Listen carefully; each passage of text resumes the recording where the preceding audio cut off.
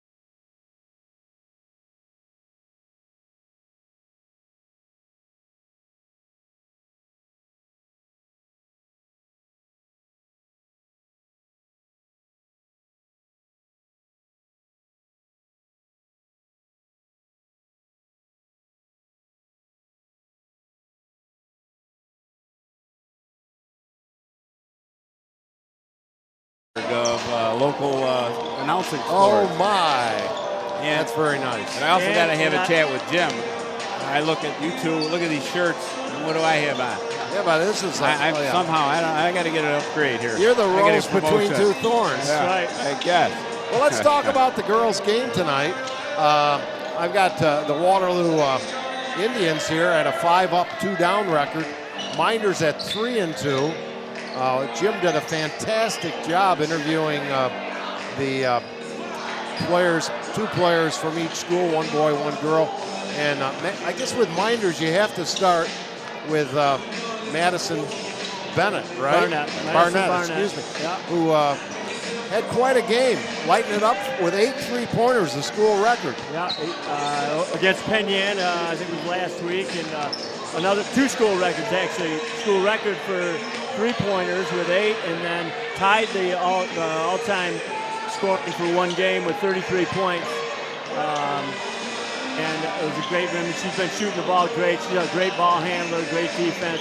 Been playing a long time. I think she's been on since she's a freshman, and it's her time. It's her senior year now, so. It's nice to see she's got past that injury. She had problems for, I think, 3 straight years, 8, 9, 10, with her knees. So it looks like maybe she's past that. She's already a solid player. So I'm glad for her senior year, hopefully she can stay healthy. When you see the girls' game, it is kind of a sad reality of how many knee and ankle braces you tend to see. Right. Yeah. So they're going against the Waterloo team, 5-2, and they're coming off a loss at Pelmac by 3.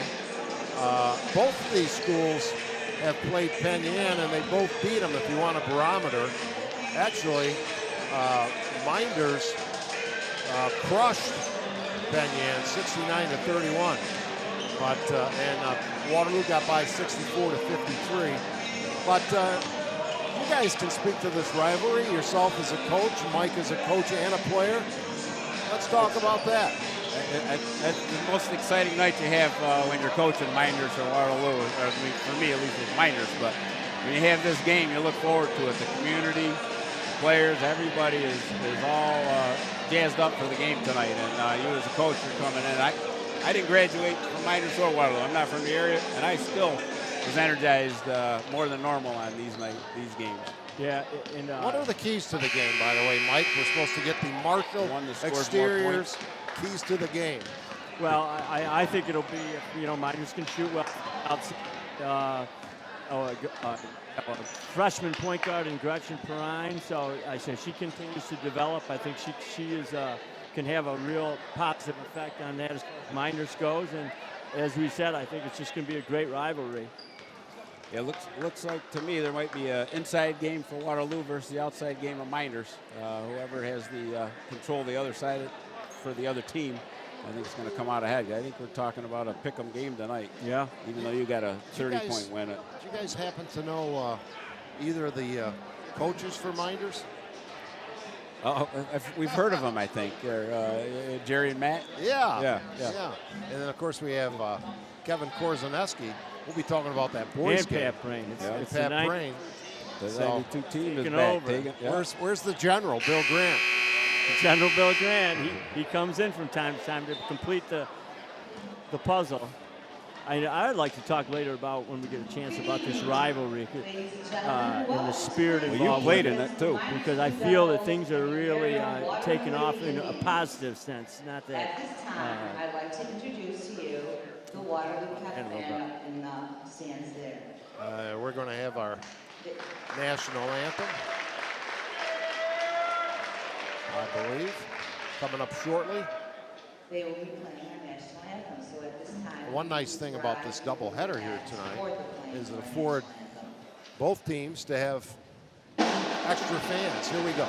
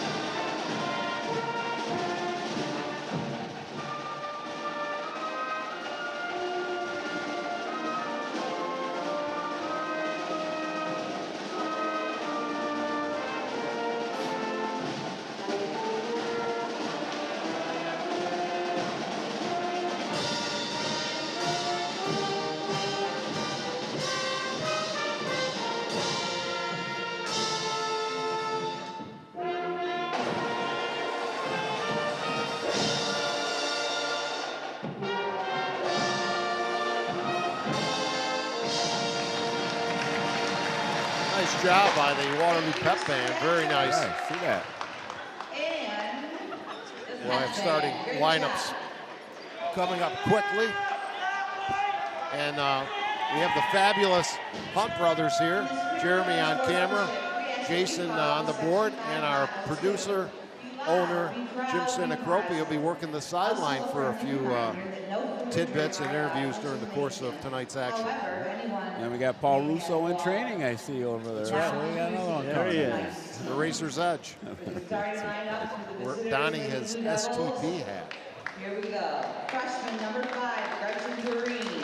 So some familiar faces. I know on the boys' side of things in Waterloo, they have Mark Pittifer coaching now. And of course, they, is this the first year coach First for year. Waterloo? Yep. Waterloo as well, right, on the girls' Both side? of them, both. Yeah. Yep. Well, Mike coached the girls for how many, 3 years or so prior he moved from the area. And then Tim Lincoln, I think, did the last 2 or 3, and then Mike moved back to the area. He's taking the team over. He lost in the state finals with the team, I'd say probably 4 years ago, Deming and, 4 or 5 years ago. Deming and Johnson. And the Johnson girl, yeah. So he's very familiar with the area and Waterloo girls And now basketball. the starting lineup for your very own Waterloo. You can hear the public address announcer. Nice job being done by the lady doing the PA. Freshman number 5, Tabby We Winter. got a freshman from each team starting. Very young. Both teams look Sophomore number very young in 13, the Ellie on the Smith. sheet for the rosters, and even starting. Sophomore number 23, Kenzie Barber.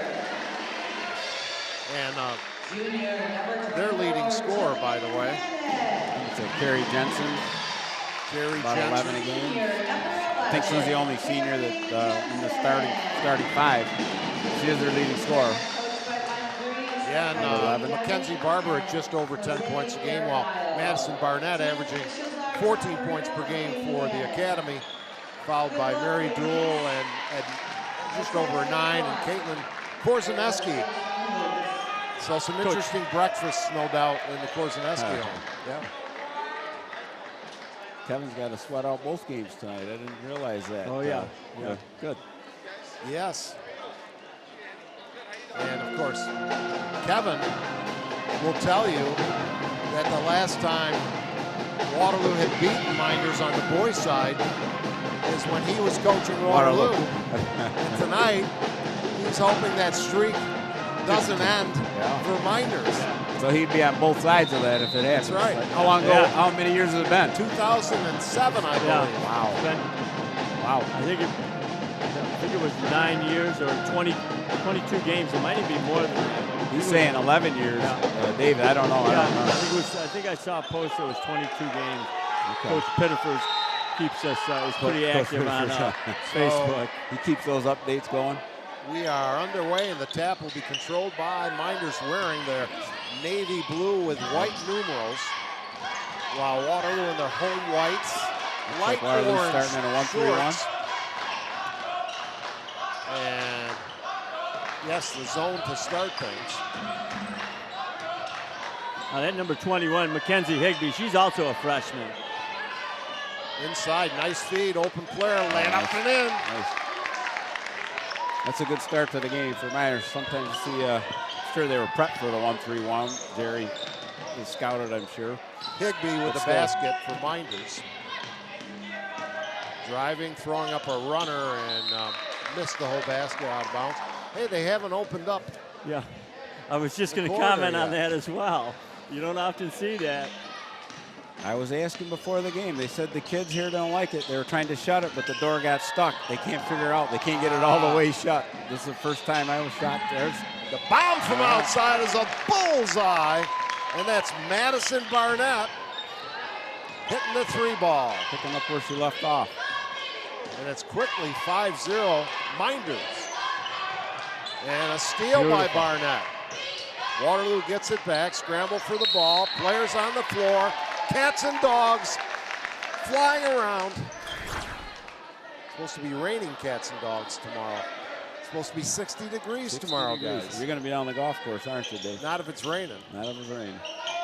I think you two are just keep rubbing it in because you know I have to go to work. Work. What's that? Yeah, This guy works all the time, Mike. he does. Nick. And his wife works out. That's It's out it. all the time. I see him often at the Cairo.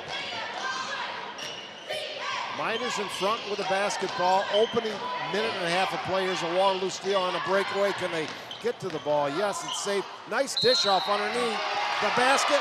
Yes, and the foul. I think Waterloo needed that. Started off a little rough there, so turnover and a layup with a foul might get him settled down. Mackenzie Barber on the bucket, and I think it was the nice feed by Allie Smith, if I'm not mistaken. And the shot is nothing but nylon, and it's quickly 5-3. And a little full court pressure on the lady bringing the ball up court, but no trouble for Barnett, who fared so well along with the other 3 students on the podcast interview hosted by Jim Sinacroce about a week ago, that I had the pleasure of enjoying today. An interview where Derek Salukas predicted a 20-point win, I understand. Yeah, he does not seem to lack for confidence. Oh boy, locker room wall stuff, huh? Oh yeah. Reminders. Yeah. Well, they've been there's been a lot of trash talking for about a month. So after 11 years, they finally got a shot, and they're already chirping prior to the game, huh? I don't know if I like that. Yeah, as a coach, that was the last thing you ever wanted to hear about, right? I would be yelling at him if he was playing for me right now for that. And here's a runner thrown up. Beautiful and in by Allie Smith, and we're knotted at 5. You see a lot of runners from 10 feet, but it worked. Nice move by Allie. And there's a throwaway. So Mynderse led quickly 5-0. Now Waterloo with a chance to get their first lead of the evening. First of 2 games, Dave Barnett, along with Nick Ciotti and Mike Alessio. Happy to be with you folks here tonight. So again, the first possession, Mynderse dissected that pretty well. I don't know if Waterloo extended it out the pressure, but Mynderse hadn't been able to get the first entry pass to the corner at all since. Inside, the layup is missed. The rebound the other side, no, but a foul. And Jillian Panic, who was also the guest on that podcast, will go to the line and shoot a pair.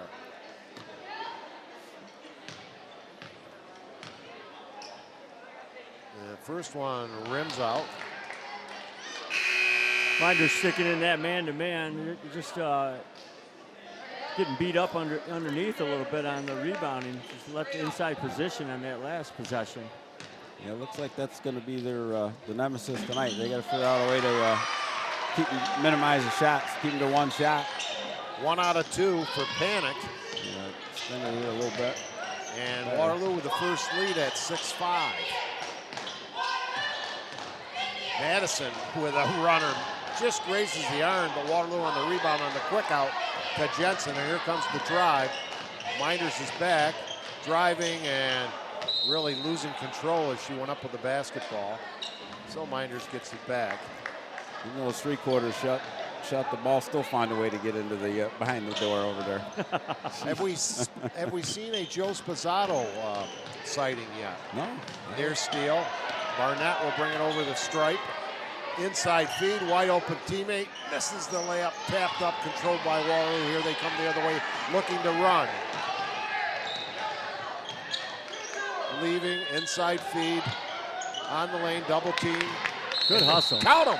1, 2, 3, 4, 5, 6 players on the floor. That's what you like to see, right?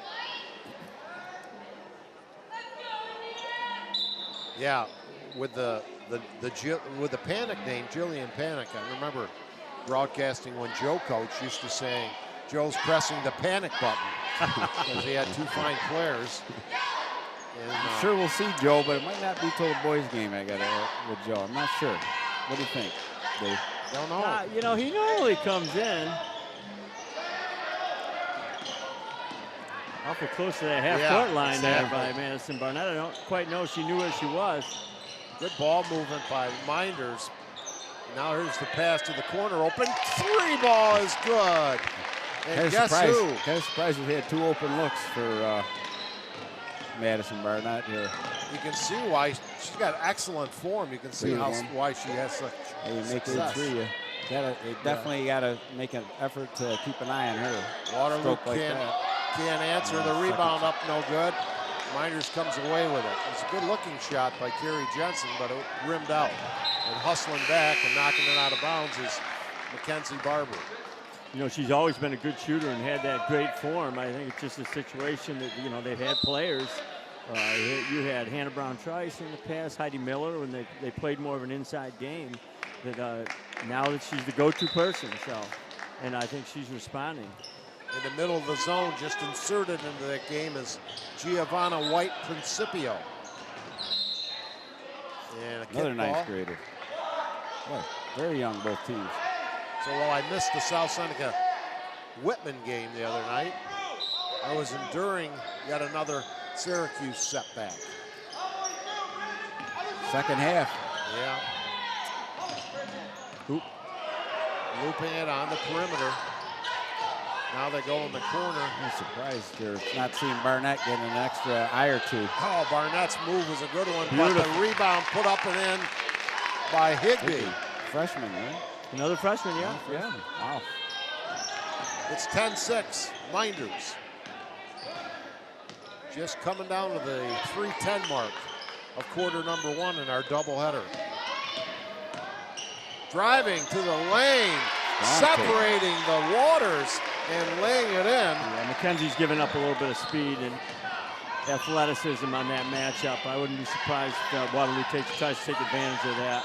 Barber with a really nice drive to the hole there. Mynderse has it back. Forced pass a little bit, stolen by Waterloo. And they'll bring it up court quickly. Jasmine Lewis with it. Oh.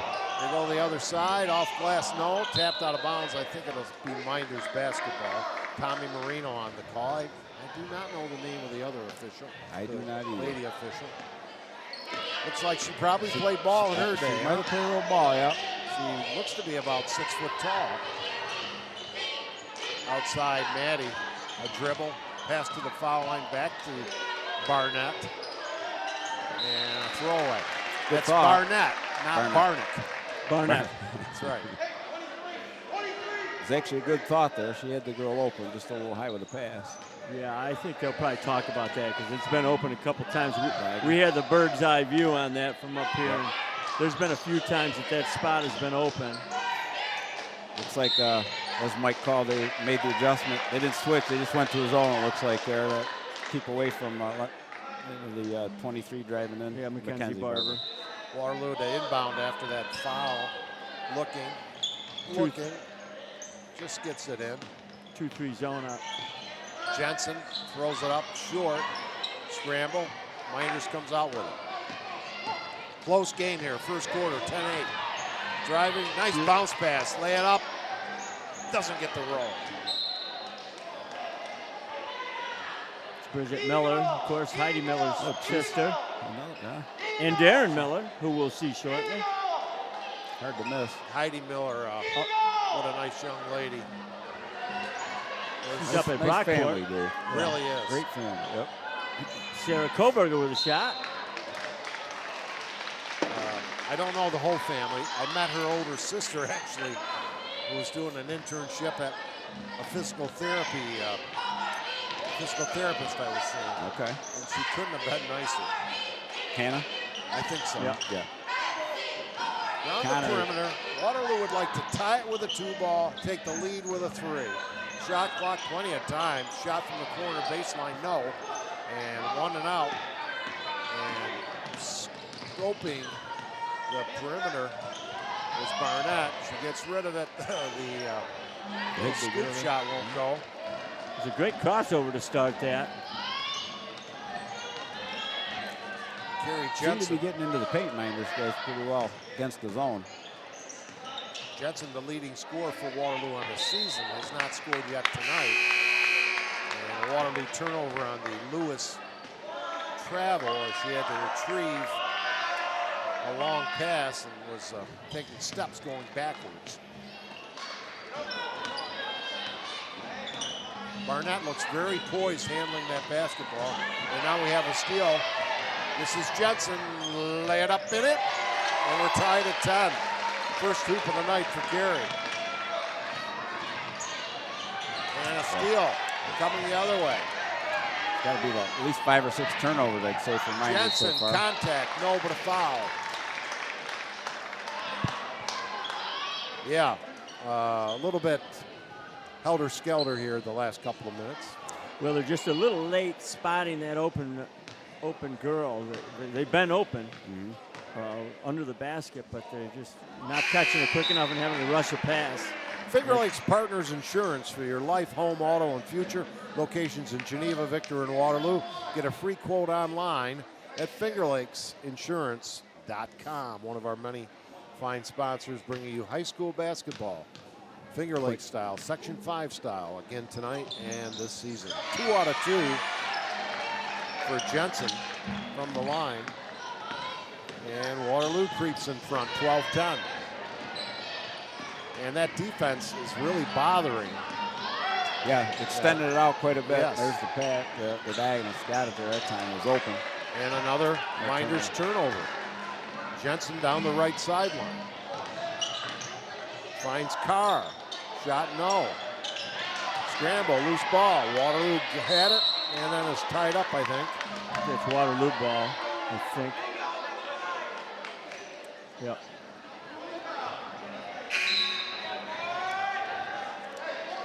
A shot of one of the young fans watching the action. Jeremy Hunt, of course, part of the fabulous Hunt brothers. Here's the bomb as an air ball. Go ahead, Nick. A little Jimmy Wood child there. I wonder if we can get Jeremy and Jason to partake in the Patrick Holmes ketchup deal that he's endorsing Hunt's ketchup, because he puts ketchup on everything, including macaroni and cheese. I don't know if you guys You're knew enlightening all me. this. I didn't know this. Yes. The quarterback for Kansas City? Yeah, well, the Hunts, of course, own the Kansas City Chiefs. Jason, though, That's their somewhat uncle? ostracized from that part of the family, as he is a Philadelphia Eagle fan. Jillian Panic hits both free throws. Nice form at the line. And a 4-point lead. Trying to answer quickly from the perimeter. It won't go. And the first quarter ends 14-10. Waterloo forged in front. We'll be back with second half action after these words.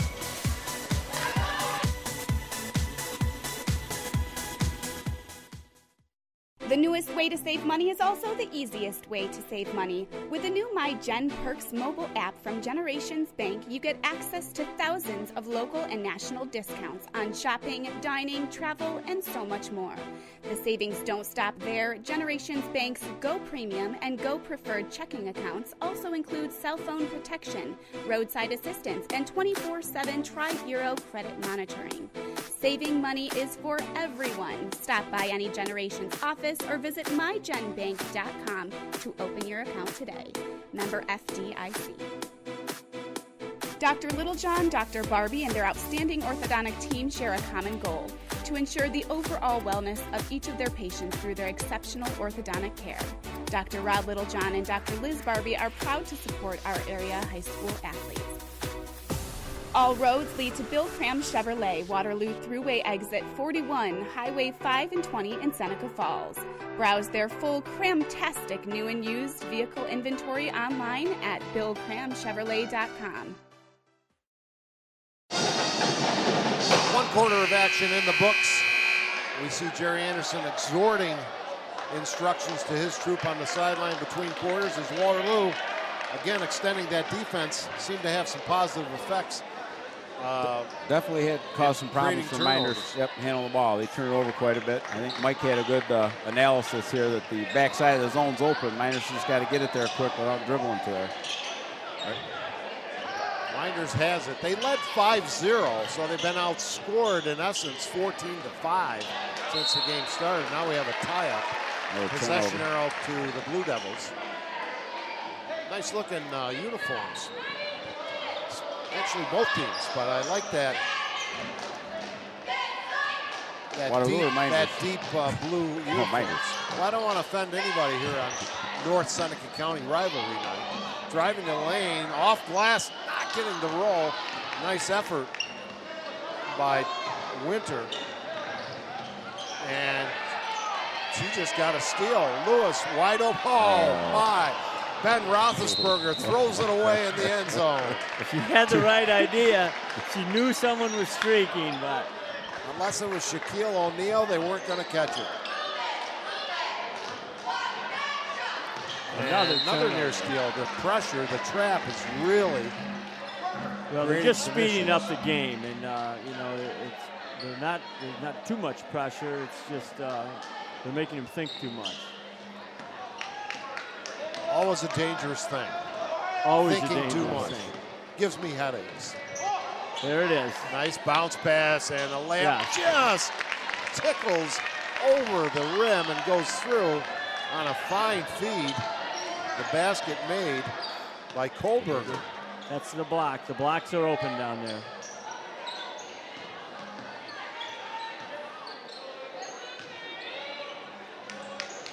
Waterloo on the perimeter. The score 14-12. Here's a steal by Barnett. One-on-one, going to take it to the hole. Nice move, draws the foul. Gary Jensen is back. Little Euro stop. Yeah, from Madison. Very nice. Popular these days, as you well know, Coach. It is. It's a good ice move, especially the way charges are being called nowadays. Yeah. You got to stay away from that. Barnett at the line. Misses the first. I like her form, but just a little bit too hard. Michael Essio, Nick Ciotti, and Dave Barnick, the broadcast crew. We'll be hearing from Jen Senacropi a bit later and throughout the course of the evening. 1 out of 2 for Barnett. We got a quick timeout and a chance to tell you that Marshall Exteriors is your one-stop source for all of your home's exterior needs. Check out their website at MarshallExteriorsNY.com. If you want a great meal while pinching a penny, come to Penny's Place Restaurant in the Liberty Plaza between Seneca Falls and Waterloo. Penny's Great Place. to see all the sponsorship to support high school sports, get the kids on the TV or whatever, streaming, whatever that technology word is. Help me out, Jay. We see the Finger Lakes East standings and just hovering. Of course, it's still relatively early in the season. And we see Mid Lakes, no surprise there with Elena did Ford. they have all of their, I can't remember if it was their entire starting 5 back or 4 of the 5, but that squad that went to the Final Four a year ago. Waterloo working this perimeter from the corner. The shot is short. Rebounded Waterloo, kept alive, but then they lost it. I would think that's a win for Minders. Looks like Jillian got a nice shot, but making her shoot a 3 is a lot better than on the block, I would think. And Jillian Panik's got some great form as well. Real nice extension, real nice follow through. We got a 2-2-1 press, I think. Just kind of passive pressure on that, 3-quarter press. That's Hannah Capacci in the game, number 2. She has the basketball. Beautiful. Nice feed inside, but not converting. Was Korzaneski driving the other way. Contact, offensive foul. It was a pretty good call, I thought, guys. Good call, and great defensive play, too. Talking to the wrong guy, I'm not a big fan of charge. I think every time I watch it, 99 out of 100 times, I think the body's moving. Very seldom I see somebody 100% still. I think she slid. And driving to the lane. Pretty good defense. Gretchen Perrine. As Perrine gets on the scoring column, and it's Minders retaking the lead, 15-14 with 5 straight points. And then that wasn't a good foul as it's 30 feet away from the bucket as Winner got bumped. Hannah just coming off the bench, trying to get some good minutes in there. A little too aggressive. Made a great play before taking that charge, and I was just trying to contribute. Looking at the boys' rosters, guys, there's a lot of players suited up for both teams. I think 16 for Waterloo. Yeah, I was talking to Coach Pittifer last night, and because oh yes, and it counts. Off the miss, the rebound put up and in by Barber. And she'll go to the line to complete a 3-point play. Mike? And he said he has kept 16. he wanted 2 full rosters, wants to get kids playing in the program, get the program going again. The JV team last night also had 16. Nice stroke there also. And Mynderse has a bunch on JV as well. So this seesaw game and driving the lane, lots of contact, no whistle. I thought we might see Madison Barnett go the line on that. Yeah, look like. No, they seem to be just like Mike was saying at the break, getting the ball over the top now and getting it on the baseline, and they're picking it apart pretty well, just not finishing on that basket. Bounce pass inside and blocked from behind. It was actually a nice offensive move as Higbee tried to put it in, and Mackenzie Barber came in with a block. And near steal and a loss. Good tenacity defensively by Winter. Speaking of that, I think we're, 2 days away or 1 day away from our first day of winter? And it's going to be about 60 tomorrow. Felt like winter for 2 months now. Yeah, you got that right. Inside, missing the chippy. Scramble for the ball. There's been all kinds, and I hope that young lady's all right. Yep, she's up quickly, helped up by a Mynderse player. That was Barber getting up. Yes, and she impressed me with some of her skill set. She goes after the ball well, pretty athletic, tough on the boards. Now they're back to the 1-3-1 half-court defense.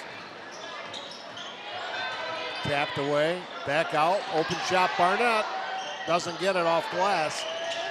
Scramble for the ball, and Panic is fouled. Forgotten girls basketball, right? It's by quarter, right? 5 1/4 through the 101. 2-point game, 17-15. Dave Pernick, Nick Ciotti, Mike Alessio. Father Richard listening in Florida, we believe, and watching. I want to say hello to that fine gentleman. Outstanding, positive gentleman that I remember from yesteryear. Quite a few winters and springs and summers ago. Here comes Mynderse, down by 2. A chance to tie it up as we're midway second quarter in the first of 2 games here from Waterloo, New York. And here's a foul, going to be a Waterloo foul on Macy Carr, the freshman. We got, let's see, 8th grader, freshman, several freshmen on the Waterloo roster. Driving the lane, throw it up off glass, doesn't get the roll. Good effort, wouldn't go by Kronberger. And stayed with it, stuck with it. She put in her miss and gets her second hoop of the evening. 17, if you got 7 and 7 on your number board for this game, you got to hope for no more points being scored for 3.5 minutes. Inside feed, too high. And here comes Mynderse. Down court quickly. We go cross court, too far, another turnover. Yeah. Coaches hate that stuff, it's a bounce pass situation right there. Or just slow it up if it's not there and reset the offense. But both girls, you know, all girls from both sides really putting out 100%. Yeah, and we were talking just briefly before the game. I was wondering how long this doubleheader situation has been going on, because as we get time, we can talk about that as the shot goes out of bounds. I think it's a great idea, particularly if you can do it with your rival. Now, on the West the other night, big game for the South Seneca girls in Red Jacket. The boys were playing against Red Jacket in Ovid the same night. So that really makes things difficult for fans and parents especially. Yeah, I always thought Wayne, nice pass again. That was a beautiful pass. I thought Wayne County had the right idea. They always go opposite. The kids want to watch. You know, there's parents that have kids playing, and girls and boys, and it makes it tough. But the kids themselves, want to watch, their classmates play. For So support. Yeah. Yeah, I mean, there was many times on a Friday night you have a game, you look in the stands empty because the girls are playing. They're not empty, but lots sparser than they should be. Oh, Barnett with a bomb. She went to the bank after hours and cashed in. That's 3 for Maddie from downtown. And the lead 20-17. And a foul away from the ball as Panic took the hit. Excuse me, Allie Smith. After the shot, or she's shooting 3. I don't know if it was after. It was excellent development by Madison Barnett. I want to share with you. Now, there was a time when she banked that shot in that she would laugh a little bit, make comical that I didn't mean to bank it. Now, she's all straight face. Like she meant to do that. She meant to do that. I take credit for that. Well, she's a poised young lady with a great shot and great range. Unfortunately for Waterloo, Allie Smith missing her first 2 of 3 shots. She's been working hard at her game. If she misses this foul shot, she may indeed get recruited by Jim Bayon. 5 for 13 the other night. It was awful. 4 front end. And the rebounding was just as bad. Rebound off the missed foul shot. Now, I wonder, does Allie Smith, Mackenzie Barber, does Allie Smith get the assist on that? You got the score sheet. Your call. I got all I can do to keep these points as well as I'm trying to do. Again, the fabulous Hunt brothers here. I have stereo Hunt brothers, Jeremy to my left, Jason to my right. And in between that, of course, Nick Ciotti, Michael Alessio. Oh, nice feed, but a missed chippy again. Good opportunity for Bridget Miller, couldn't connect. Little tentative on that shot. Freshman mistake. Open jumper, bullseye. That little jolly girl. I was figuring she was a good shooter. That's the third one I think she's put up. So that looked good. She was set. Her feet were in great position and nailed it. Here's the steal by Principio. White Principio, excuse me. And a long pass. Yeah, you're right. They might need Shaq on a few of them. I like the way they're pushing it up and down, though. A good pressure defense. Just a great game. It is. Good game. Close, back and forth. Largest lead of the night has been 5 by Mynderse. Waterloo had led by 4. The bomb from outside, no. And here comes Waterloo. Gary Jensen, the floor general for the Tribe. Driving, stopping, bounce pass. Nice. Looking back outside to Jolly. She gets bumped as she takes it in the lane. Should be the 1-on-1. Yeah. That should be. And I think I said Jolly, meant to say Macy Carr. A lot of players getting playing time for both squads. In and out on the first attempt.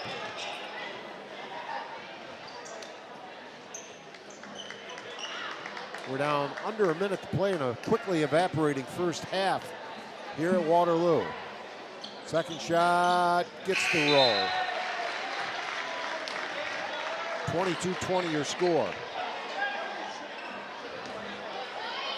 30-second shot clock in girls high school basketball. Got that diagonal again. There it is. How can they finish? The shot was missed. Mynderse has had a lot of high percentage shots that they've come up short on or missed. Well, I mean, excuse me. I mean, Jerry obviously, after the first 3-4 minutes of the first quarter, adjusted what they were doing. They're attacking it just like Mike eyeballed the long diagonal pass. Now they're receiving it, but they're just not putting it in the basket. You would think Waterloo would want to use some of this clock up as we're down to 30 seconds left in the half, but no, they throw it up, and then a foul on the rebound by Waterloo. They'll go to the line, I think. It should be 5 fouls. Yep, we're shooting. Again, our first of 2 broadcasts tonight, doubleheader action. The boys will be doing it in the game that follows. Shot is no good. Double bonus apparently, as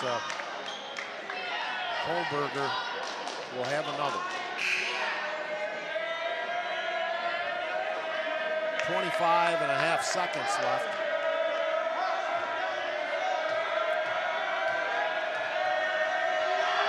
Shot is no good again. Now you would think they might milk the clock. Yeah. Shot clock down, or game clock down to about 15. Shot clock is off. Working the perimeter near steal. Open jumper, corner, high arcing shot, nothing but the bottom of the net. That was number 22. That was Jolly girl. Jolly with her second trifecta. And what do we got? That's a big three. Gives the largest lead of the game for either team. Catch what's going on, Mike? Or? I wasn't sure if. Call foul. I think she stopped. Checking the shot clock, maybe. Because or of the game clock. Literally because the ball was rolling. Probably could have gone to Palmyra with a head of steam that ball had on it. Oh, it got through there again? Yeah, I got through. Okay. So a little break for Mynderse, maybe. Otherwise, the clock would have kept running. They got a shot off. Now they got an opportunity to get a shot. Quickly up court. Or a foul. Will they get it off? Nope. Nope. Shot is not off. It's 26-20. Waterloo in front at the half. And before we take our halftime break, on the sideline, Jim Sinagropi.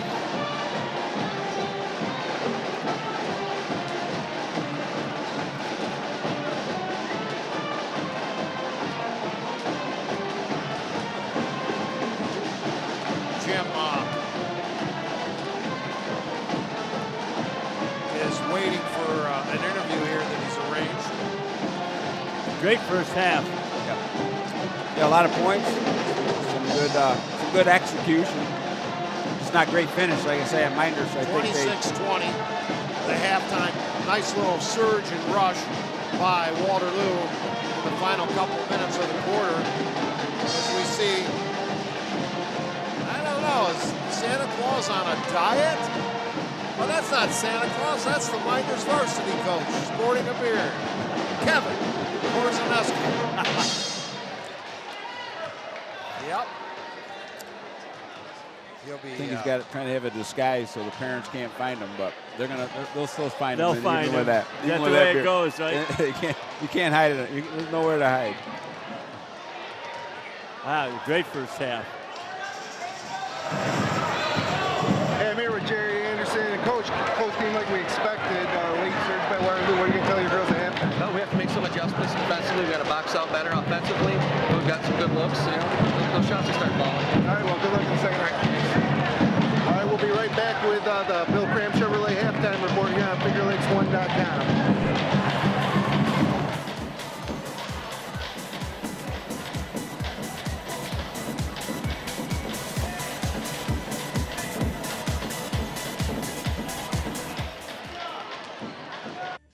Check out Generations Go Premium and Go Preferred checking accounts with MyGen Perks. Visit mygenbank.com to open your account today. Little John Orthodontics are proud to support our area high school athletes. Visit them online at littlejohnortho.com. This live presentation of Wayne Finger Lakes High School basketball on FingerLakes1.com is made possible thanks to the support from Marshall Exteriors. Are you looking for a contractor to give you a new roof, siding, windows, or other exterior home project? Marshall Exteriors is your one-stop source for all of your home's exterior needs. Check out their website at marshallsexteriorsny.com, but don't forget they finish basements too. While you're talking with them, ask about their new Everlast Garage. This thing is amazing. It's a wonderful run 5K. It's a winter run like no other through the streets of Seneca Falls, the town that inspired Frank Capra's holiday classic, It's a Wonderful Life. Learn more and register at itsawonderfulrun5k.com. Cicino's Pizzeria and Restaurant, celebrating 22 years in the Finger Lakes with locations at 22 Main Street in Waterloo, 40 Exchange Street in Geneva, and Del Lago Resort and Casino. Dine in, take out, delivery, catering, and banquets. Order online at Cicinos.com. Live, laugh, and eat well. It's the Italian way. Brad Van Dusen Photography is a full-service photographer serving the Finger Lakes region, offering family, senior, and wedding portraits, also specializing in sports photos, collages, banners, and other keepsakes for your student-athlete. For more information, find Brad on Facebook or visit bradvandusenphotography.com or visit bvdsports.com. Penny's Place Family Restaurant, located on 5 and 20 in the Liberty Plaza between Seneca Falls and Waterloo. Well known for their large portions and home-cooked meals, a large selection of breakfast items, and everything from burgers, salads, and wraps for lunch. If you want a great meal while pinching a penny, come to Penny's Place.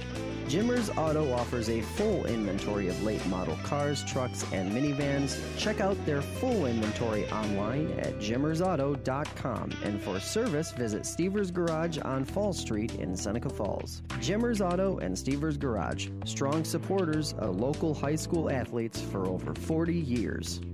The Omen Theater in Lyons, the most modern theater in the Finger Lakes, is also the oldest theater in the U.S. See what's playing at omentheater.com. Red's Place in downtown Seneca Falls, locally owned for 42 years and serving great lunches Monday through Friday from 11:30 to 2 p.m. Wednesday night is wing night with 60-cent wings in 10 different varieties. For over 65 years, the Wilson Press and Mail House has been serving Central New York as commercial printers with a full-service mail house specializing in offset and digital printing, graphic design services, full mail house services, marketing and advertising plans, and fundraising programs. Call them today at 315-568-9693 or visit them online at wpress.com. Connie's Diner on Main Street in Waterloo has the ambiance you will only find in a true diner. Let the Cardozola family serve your next breakfast, lunch, or dinner from their vast menu of time-tested favorites and original recipes. Visit them online at connieswaterloo.com. The Newark Pilots and Geneva Red Wings of the Perfect Game Collegiate Baseball League. Your major league connection with 7 players drafted last season. The Downtown Deli in Seneca Falls, where half is like a whole. Giant deli sandwiches, subs, daily lunch specials, and homemade soups, chili, and mac and cheese that will warm up even the coldest winter day. Also, try their famous paninis or star sandwiches. Check them out online at sfdowntowndeli.com.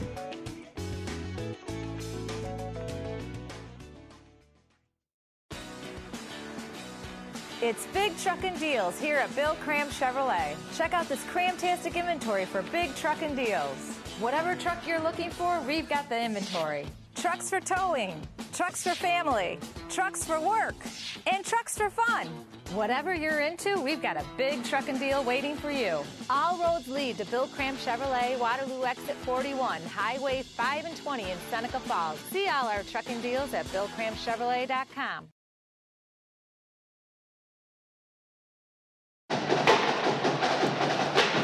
It is 26-20 Waterloo at halftime here in game number 1 of our doubleheader of Arch Rivalry Night. I'm Dave Barnett along with Mike Alessio and Nick Ciotti, and we are at the Bill Cram Chevrolet halftime report. And guys, your assessment of the first half, Mike? Oh, I think it's been some great basketball, back and forth. Good pressure, hard work.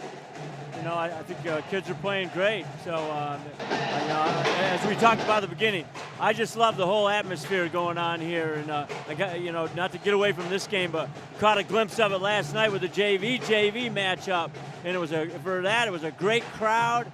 It was loud, and 2 great games went right down to the wire there too. So I think things are changing. I mean, you got a pep band playing in the background. When's the last time you heard that at a game?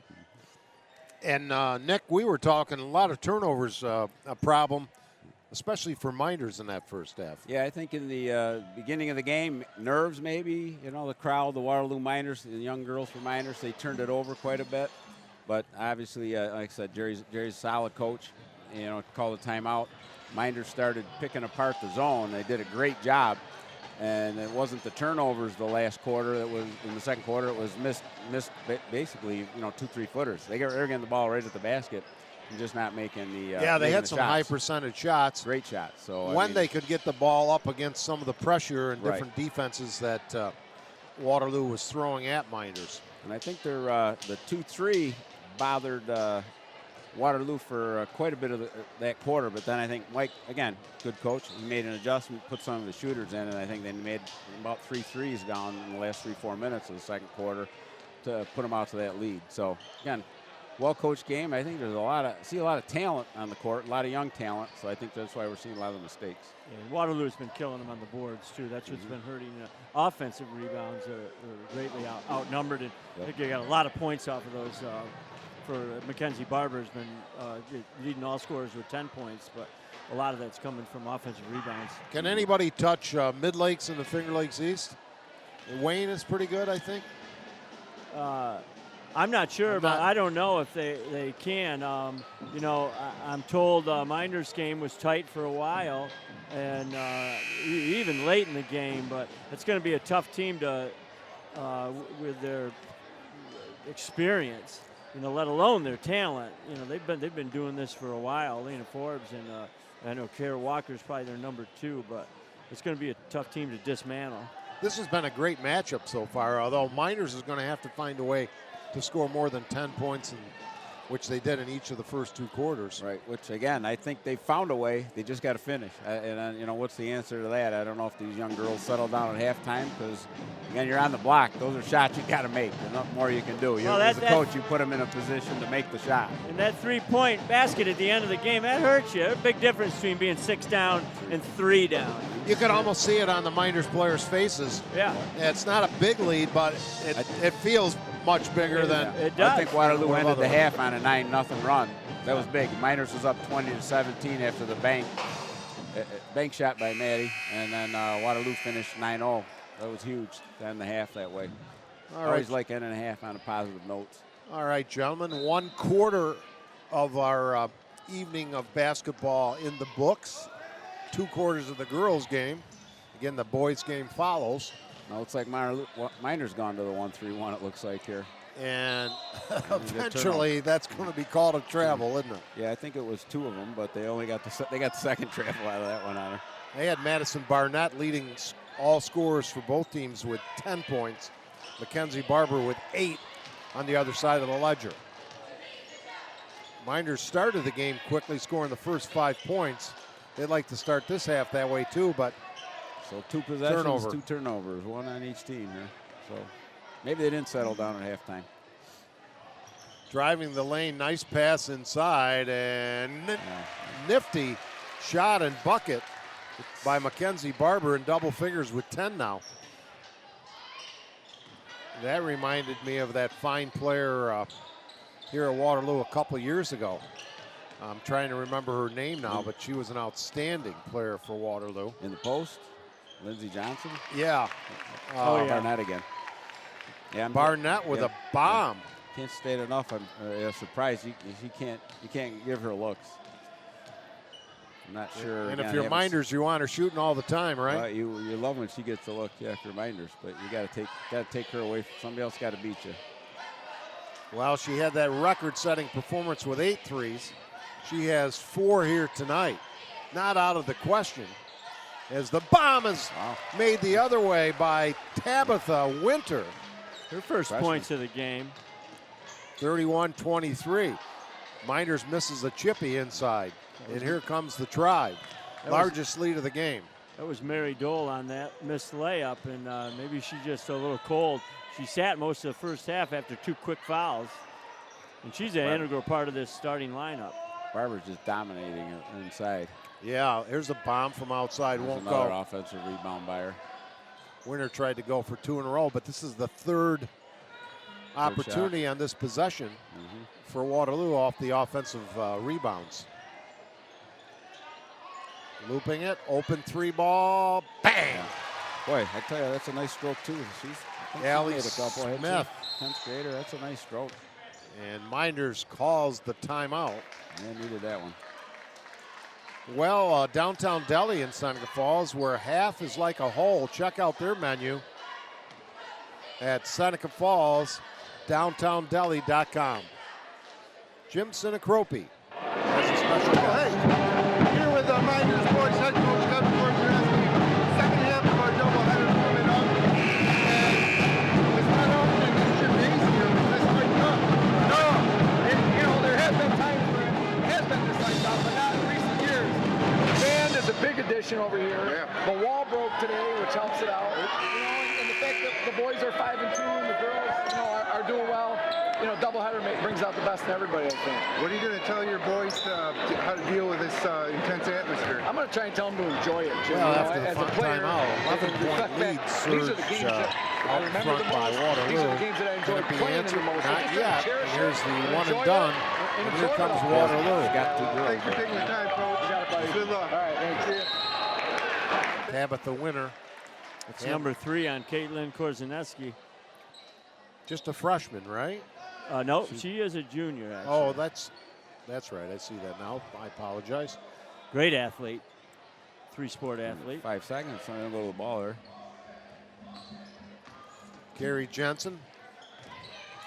Quiet offensively in the first half for her. Has been the leading scorer. Gets the ball top of the key, but 3 ball is no good by Panic.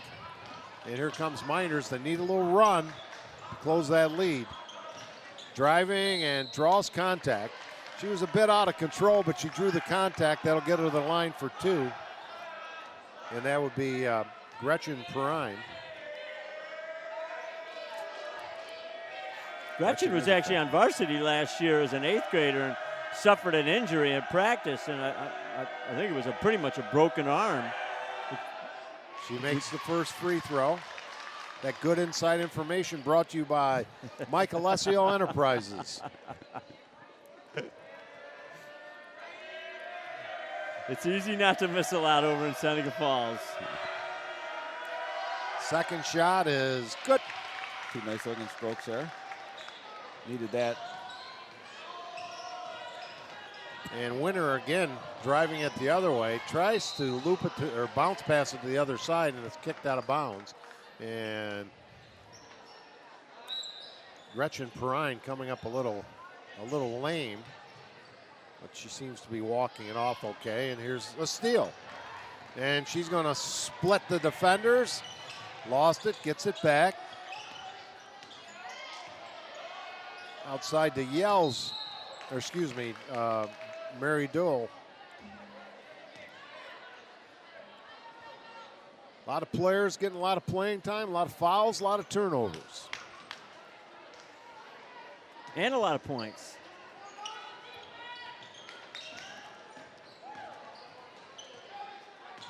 And driving, nice scoop shot, but it won't go. And again, a layup.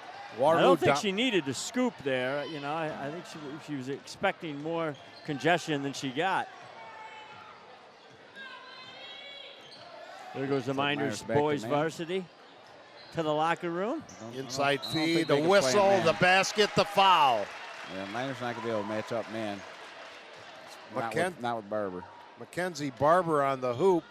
She's got 12 and a chance for Baker's dozen if she converts from the free throw line. Things going Waterloo's way right now. Really, ever since about the 2-minute mark of the second quarter. Prior to that, it was just back and forth. High arcing shot, no good. So Mynderse really needs to settle down and get a few offensive putbacks, I would think, too. Might want to work the ball around a little bit here and see if you can't get Barnett a shot. Run something for Madison. And you can't.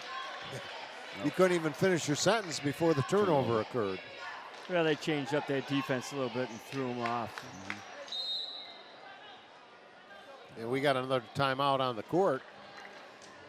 Well, Brad Van Dusen Photography offers family, senior, and wedding portraits, as well as specializing in photos of area student athletes. Book your appointment at bradvandusenphotography.com. And Connie's Diner has the ambiance you will only find in a true diner. Check out their menu at ConniesWaterloo.com. I'm impressed you can still read, Dave, at your age. Very nice. And with my eyesight, it's not that, yeah. So we'll see what Mynderse does here, make an adjustment. I'm assuming that, I know you're down 11 and you like to get a little more pressure on them than man, but I don't think they're going to be able to, they can match up, but they can extend the zone pressure maybe a little bit here. Yeah, other than really Madison Barnett's offense, nobody else with more than 4 points in the game for Mynderse. Right. No, Higbee got off to a good start there with some points. And Waterloo. I found it interesting. I mean, I saw her put the ball on the floor a couple times, had a nice crossover, but it's interesting that against that zone, they keep her up top as a guard with Madison Barnett. So they are extending the zone press here. Almost got a turnover there. They had a down court quickly. Nice pass and catch and put back by White Principio. Textbook. Really nice job on the passing by Carrie Jensen. And beautiful left hand. Caitlin Korzaninski there. Korzaneski with a bucket, and they needed that one. Trying to stay within range. That was one of the tougher layups they've had. It was contested by, I think, number 25. So it was a nice left-handed finish. Beautiful left hand and another textbook break, back to back. Yeah, Principio had, White Principio, excuse me, had such great position. They just allowed her to really post down low and on a great spot, and she makes the first free throw. 6'1", I'm looking at the stats here. From here, it's hard to realize that height, but she's 6'1", it's listed in freshman. Strong I just girl. noticed, I don't remember Mary Dole picking up her third foul, but they just pulled her out and they got her listed as 4 fouls now. Meanwhile, 2 Mynderse players collide and lose what would have been an easy defensive rebound off the missed foul shot. Waterloo up by 11. Not 13 as it rims out. And here comes Maddie. Barnett gets trapped. Oh, no. And here's a throwaway and a steal. Waterloo taking it to the hole. No, too hard. And the rebound by the Blue Devils. Perrine. Yeah, they were lucky not to give up points on that steal and turnover. It was a terrible cross-court pass that she knows better than, but. That's your card, Dave? No. I don't have any lights, so. Another turnover. Did they say a red Lamborghini? I didn't hear the overhead. I think it was a Chevy Vega. They got that 6th turnover so far in 5 minutes this quarter on Mynderse.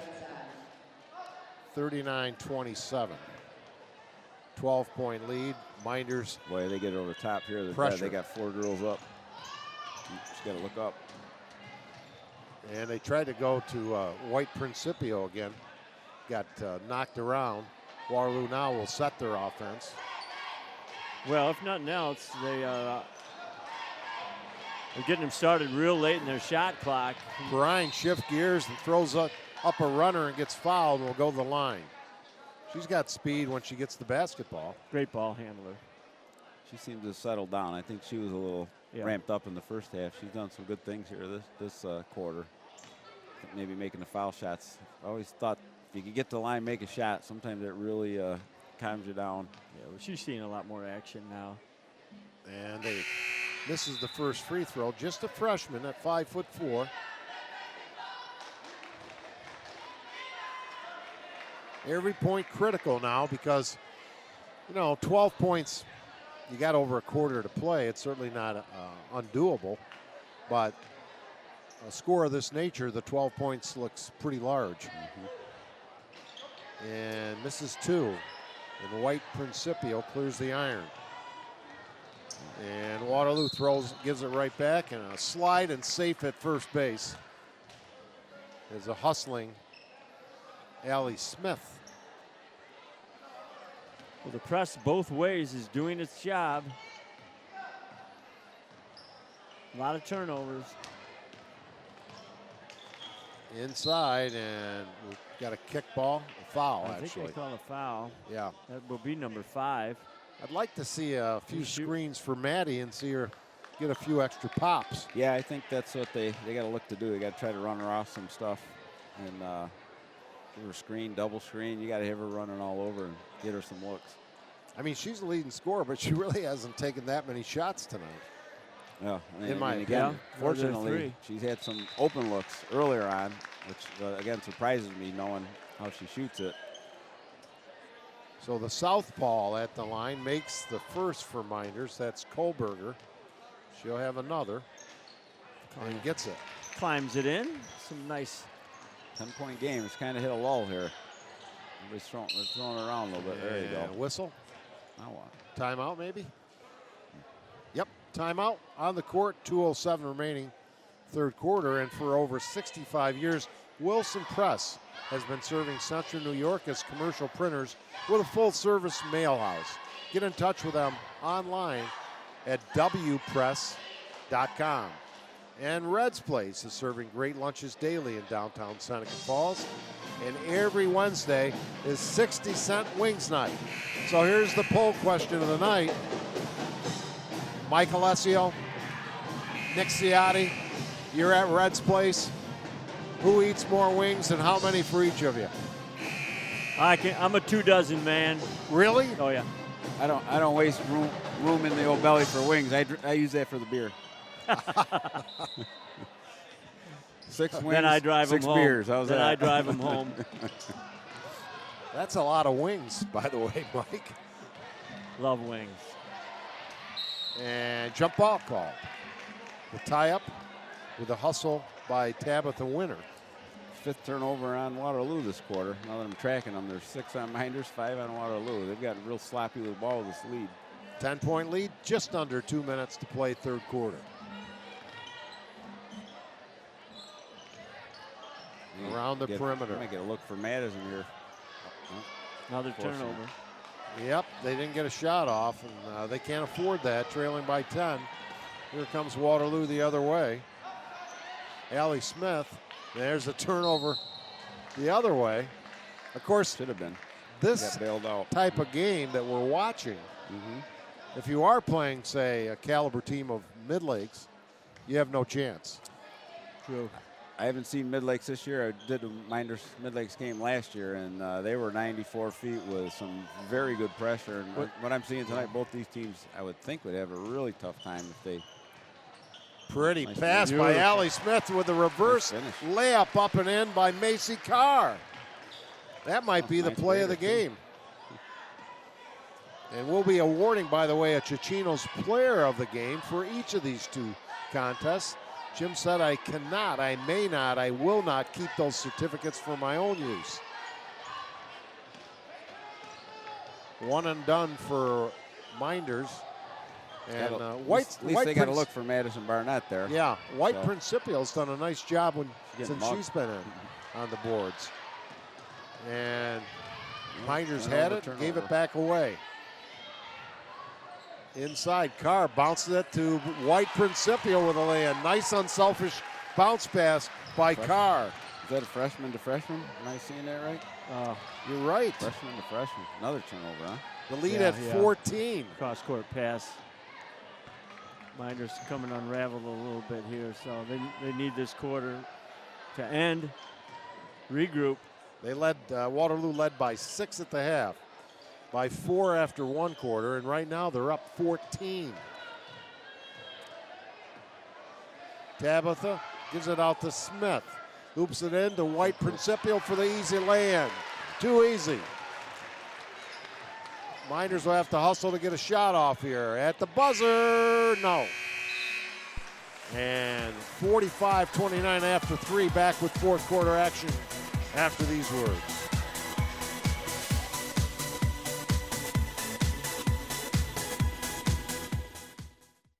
The newest way to save money is also the easiest way to save money. With the new My Gen Perks mobile app from Generations Bank, you get access to thousands of local and national discounts on shopping, dining, travel, and so much more. The savings don't stop there. Generations Bank's Go Premium and Go Preferred checking accounts also include cell phone protection, roadside assistance, and 24/7 Tri-Bureau credit monitoring. Saving money is for everyone. Stop by any Generations office or visit mygenbank.com to open your account today. Member FDIC. Dr. Littlejohn, Dr. Barbie, and their outstanding orthodontic team share a common goal: to ensure the overall wellness of each of their patients through their exceptional orthodontic care. Dr. Rob Littlejohn and Dr. Liz Barbie are proud to support our area high school athletes. All roads lead to Bill Cram Chevrolet, Waterloo Thruway Exit 41, Highway 5 and 20 in Seneca Falls. Browse their full Cram-tastic new and used vehicle inventory online at BillCramChevrolet.com. Yeah. Well, we said Mynderse had to score more than 10 points per quarter, as they'd scored 10 apiece in quarters 1 and 2, guys. They only scored 9, giving up 19 to Waterloo in the third quarter. Yeah, that was an ugly third quarter for Mynderse, and you know, they had their chances. There's just too many turnovers, as Nick said, and we've been charting. So, you know what I've been impressed with is this freshman Giovanna White Principio, and just getting great position down there, and got a real nice touch. And some nice unselfish passes by Waterloo. I mean, it's going to be a tough quarter for Mynderse, because I agree with you. At this point now, they're going to have to go play that man. Bodies to try on to make the a floor. run at him, and I don't think they're going to match up well. We had 4 players on the floor that time, not quite equaling the 6 players on the floor during the little scrub in the first half. So start with a turnover there for Waterloo. And Mynderse can ill afford to waste opportunities. They cross it, open shot off glass, too hard, rebound, a rare offensive rebound, kept alive by Mynderse. Harassing, tenacious, swarming defense by Waterloo. Kind of a break that got knocked out of bounds.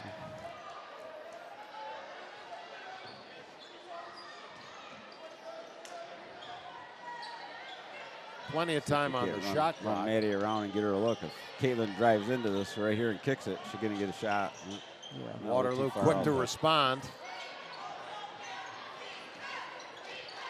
Here's a runner, tough shot, and falls short. I think she was up against the shot clock there.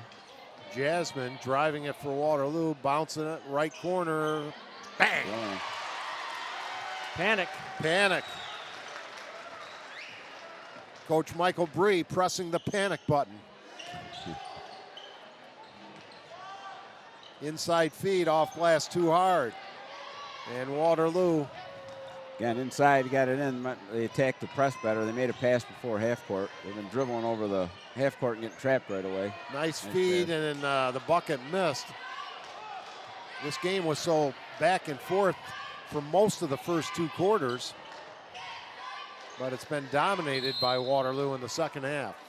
Well, when they haven't turned the ball over, I mean, and broken the press, or at least that first level of the top defenders, they're getting good looks underneath. They just can't finish. Mm-hmm. Yeah, I think the Waterloo defense in particular has been stellar.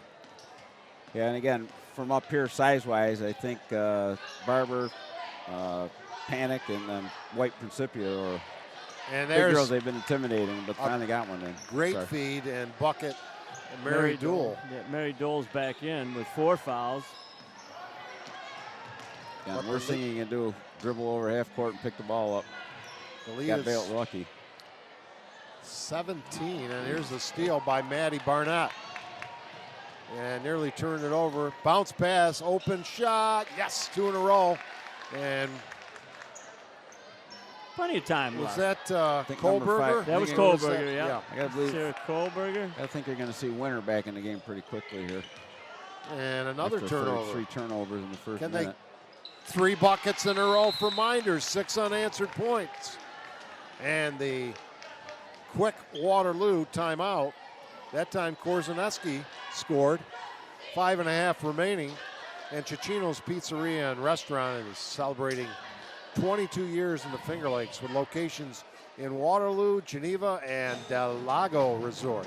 Order online at Cicino's timeout.com.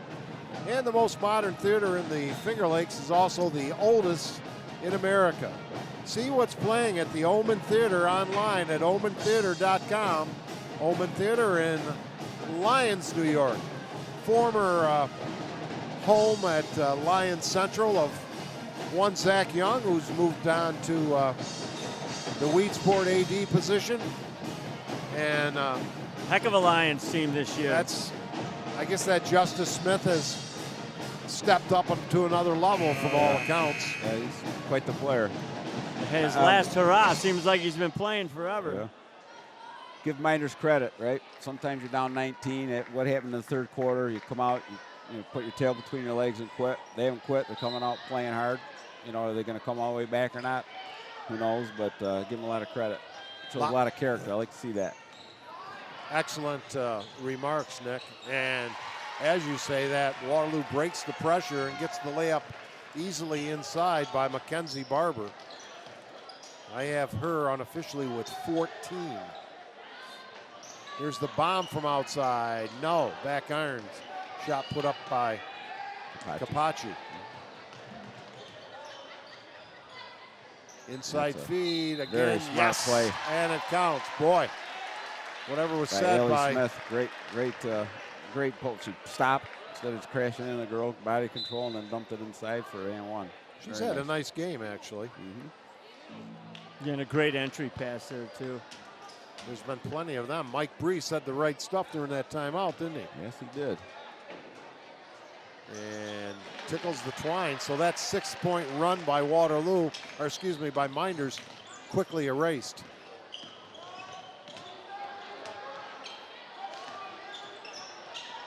Again, we'll be broadcasting right following this game, the boys matchup, Waterloo Mynderse. Driving the lane, pretty move, nice. Making the layup nifty. She had a nice second half so far, Gretchen. Prine, yes. He's playing with more and more confidence every game. He'll turn into a great ball player. Just a freshman again, 6 points in the game. You've been working with her too, Mike. You taking credit for Gretchen? I can't take credit for her. All right. Barnett. Trying to give you a lot of positive reinforcement I give her, always have. She's been playing around a long time. So I say that kidding, Mike. Mike's done a lot of good work with the Mynderse boys and girls programs. He gave me a lot of help, summer help with the boys. He's a great asset to the program. Yeah, you were head coach for how many years, Nick? 4. 4 more years. 1 more. Here's the push shot from the perimeter, no good by Smith. Saves it. Scramble for it. Bodies to the floor. Only 3. 23 was behind the Mynderse player. Dove underneath her to get the ball. I'm really impressed with that girl, Barber. We got a timeout on the court, 53-37, and Jimmers Auto on Fall Street in Seneca Falls offers you a full inventory of late model cars, trucks, and minivans. Check out their full inventory online at jimmersauto.com. We thank all our many fine sponsors for supporting high school sports and basketball and allowing us to bring you these games. This is a great thing for the kids. You hear them talking about it all the time when you're practice. We're on Finger Lakes 1 tonight, so they just it's something to really look forward to. I think it's great Jim does this, and again, who makes it possible is those sponsors. So and support those sponsors if you the can. number of people, relatives who can't make the game or live a distance away that get to enjoy it. That I know during some of the South Seneca girls runs, we would hear from people all across the country. Yeah. And it's such a nice feature. It's exciting. It's exciting here. It's about as good as a crowd as I've ever seen here. It's very packed. I was thinking earlier, I wish they would just leave the one side closed and one open, but they couldn't do that tonight. There's not enough seating if they did that. That shot from the baseline, a beautiful touch by Barber. And Mackenzie, 16 on the night. She's your leading scorer. Yeah, unless something miraculous happens, she glass. might well get my vote for player of the game. Got a very good chance of it right now. With 3 minutes to go, up 18. Madison Barnett held to just the one trifecta here in the second half. Yeah, they paid a little bit more attention to her, I'd say, this half than in the first. Oh, driving the open lane and then feeding it. She probably should have just pulled up for that little 8-footer. And here's a wild shot, won't go, but the rebound put up and in. Barber. But guess who? Barber. Yes. The Barber. Cutting up Minders. Not to be confused with Leo the Barber. Or the Barber of Seville. Correct. There's a foul, but hustling over, Barber not giving up the layup. It will send Mynderse to the line, and Madison Barnett for 2. Again, the fabulous Hunt brothers here, one on camera, one on controls. Mr. Russo assisting and learning the process. How's he doing, Jay? Keeping him? And Jim Senacropi, our fearless leader on courtside, getting some special interviews. 1 out of 2 for Barnett. Scramble for the loose ball, jump ball. Possession arrow will go to Waterloo. With just, boy, this has gone pretty quickly this second half. Long, not Right a lot on of fouls track. this half. To go back to last night's JV matchup, two games with potential, both won by Waterloo. But 3-pointer shots at the buzzer to could have pushed both games into OT. That just rimmed out for Minders. They called that offensive foul. I tend to agree with you on that one, Nick. Yeah, no, I don't. Kind of just threw the hip out there a little. That wasn't offensive, yeah. She was sliding. And maybe that's the reason he made that call on the end line. 5-second count will give Waterloo the ball back. And this game is really history. Yeah, they called Much called like Gretchen Perrine on a push off. And Barber can't get that one to go. Yeah, we had a great game back and forth for most of the first half, but it's been all Waterloo here in the second half. And they continue to press. This is Barnett. Oh, she lost it. And Waterloo will take it back out. I would think they'd want to use a little clock. No need to rush things. This game fully in their grasp. Shot from outside won't go. But another rebound. One of the stories of the game is the Waterloo dominance on the boards. But as Nick said, Nick said about how Minders came out that third quarter, what I like to see right now, they're down 20, still playing hard. You know, still hustling around. Jasmine. Hands are up. Look at the hands up on defense. Working. I think that Lewis girl's an 8th grader. You can see, I know the game's over here at this point, but still a mistake. 10 seconds on shot clock, driving in and throwing the ball away. She'll learn from it when she watches the replay on FL1. Something that, yeah, exactly. Something you need to learn and then grow on by the end of the year.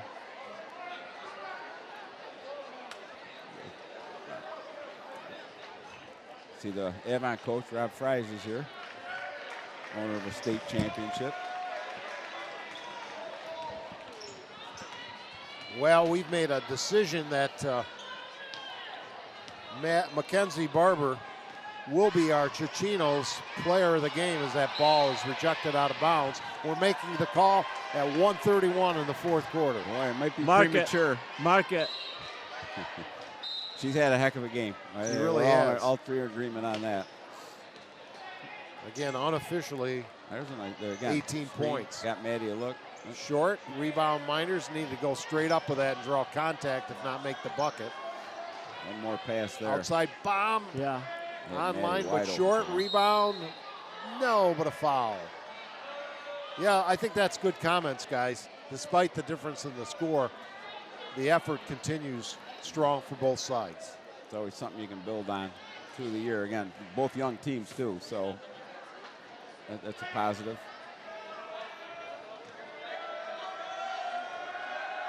Korzaneski can't get it to go. Her dad will be coaching the boys here in the nightcap. Probably start in about 20 minutes or so. As Waterloo boys gather below us here. Now, Mike, you're a little more engaged. Minders have some injuries. I'm not seeing the full roster of girls dressed. Do they have some injuries? Only sophomore Jocelyn Mansell over there. And she's out. Yeah, that's it. I'm getting grief from one of our viewers, by the way. All right. Oh, no. Which one? The former middleweight champion of the world, Rocky Graziano. Rocky. Although, what can you say? Waterloo's been dominating the second half. And I'm with a couple of Minders guys here. Technically, Nick's a Mount Morris man. Yes. I'm a transported Minders. I went to basketball camp with a player from Mount Morris. That was, you graduated 79? I did, 79, yeah. And 9 years my junior. A fellow by the name of Chuck Albanese. Chuck Albanese. He was an all Section 5 player. He was fantastic. Great player. Refereed for about 30 years, too. He was a good guy. He was fun at camp. Dave, interesting enough, Nick and I actually met at Boys State our senior year. Oh, a foul. Is that right? Yeah. That's what really drew me to Seneca Falls. The influence I had on him at the tender age of 17. I thought maybe Mike told you he was moving, so you decided to come in. Mary Duell at the line. We got 14 seconds left. And boy, they just haven't been able to connect with much proficiency here. And you made that call. They need to score more than 10 a quarter. They're on pace for 9 each quarter. Yeah. And they needed even a lot more than that, so. Gets the free throw. What do we got? Basket is good. Tommy just wanted to blow the whistle one more time. Yeah. You hit a certain quota, you get extra mileage. He gets paid, yeah. And Waterloo will just run the clock out in what will be a 57-39 victory by the Waterloo Indians over the Lady Blue Devils from Minders.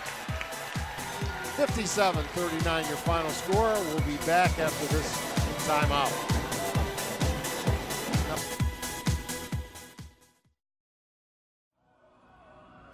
This live presentation of Wayne Finger Lakes High School basketball on FingerLakes1.com is brought to you thanks to the support of Generations Bank, Bill Cram Chevrolet, Little John Orthodontics, Marshall Exteriors, It's a Wonderful Run 5K, Cicino's Pizzeria and Restaurant, Finger Lakes Partners Insurance, Brad Van Dusen Photography, Penny's Place Family Restaurant, Stever's Garage, The Omen Theater, Red's Place, Wilson Press, Connie's Diner, the Newark Pilots and Geneva Red Wings, the Downtown Deli, and FingerLakes1.com digital marketing. It's Big Truckin' Deals here at Bill Cram Chevrolet. Check out this cram-tastic inventory for big truckin' deals. Whatever truck you're looking for, we've got the inventory. Trucks for towing, trucks for family, trucks for work, and trucks for fun. Whatever you're into, we've got a big truckin' deal waiting for you. All roads lead to Bill Cram Chevrolet, Waterloo Exit 41, Highway 5 and 20 in Seneca Falls. See all our truckin' deals at BillCramChevrolet.com. The newest way to save money is also the easiest way to save money. With the new My Gen Perks mobile app from Generations Bank, you get access to thousands of local and national discounts on shopping, dining, travel, and so much more. The savings don't stop there. Generations Bank's Go Premium and Go Preferred checking accounts also include cell phone protection, roadside assistance, and 24/7 Tri-Bureau credit monitoring. Saving money is for everyone. Stop by any Generations office or visit mygenbank.com to open your account today. Member FDIC. Dr. Littlejohn, Dr. Barbie, and their outstanding orthodontic team share a common goal: to ensure the overall wellness of each of their patients through their exceptional orthodontic care. Dr. Rod Littlejohn and Dr. Liz Barbie are proud to support our area high school athletes.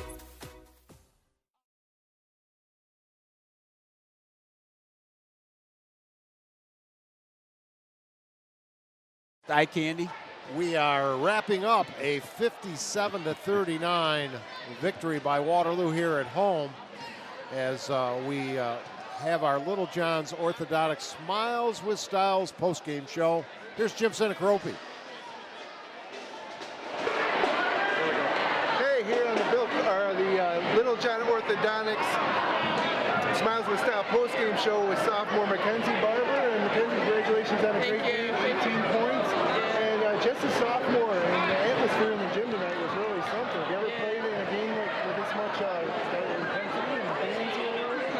I mean, not really, because it's my first year up on varsity, and I've not really it helps a lot. You think it helps With the intensity, yeah. Yeah, okay. Now you guys just came off a really tough loss to Pelmet, a 3-point loss, and then you come back and beat your rival Mynderse. You got to be feeling good about the team heading into the Finger Lakes East. Oh, yeah. I feel like we have a lot of potential, and a lot of people don't know what's coming, but it's going to come. Right, right. So, talk about playing your crosstown rival in a big gym like this. A lot of people coming out. You consider Mynderse like your big rival? Oh, yeah. I mean, we waited for this game, like we practiced for days over this, and our team, the whole school was excited, we got everyone out. It helped a lot with, the intensity. The boys, what about this one? You have any predictions? The boys haven't beat Mynderse in 11 years.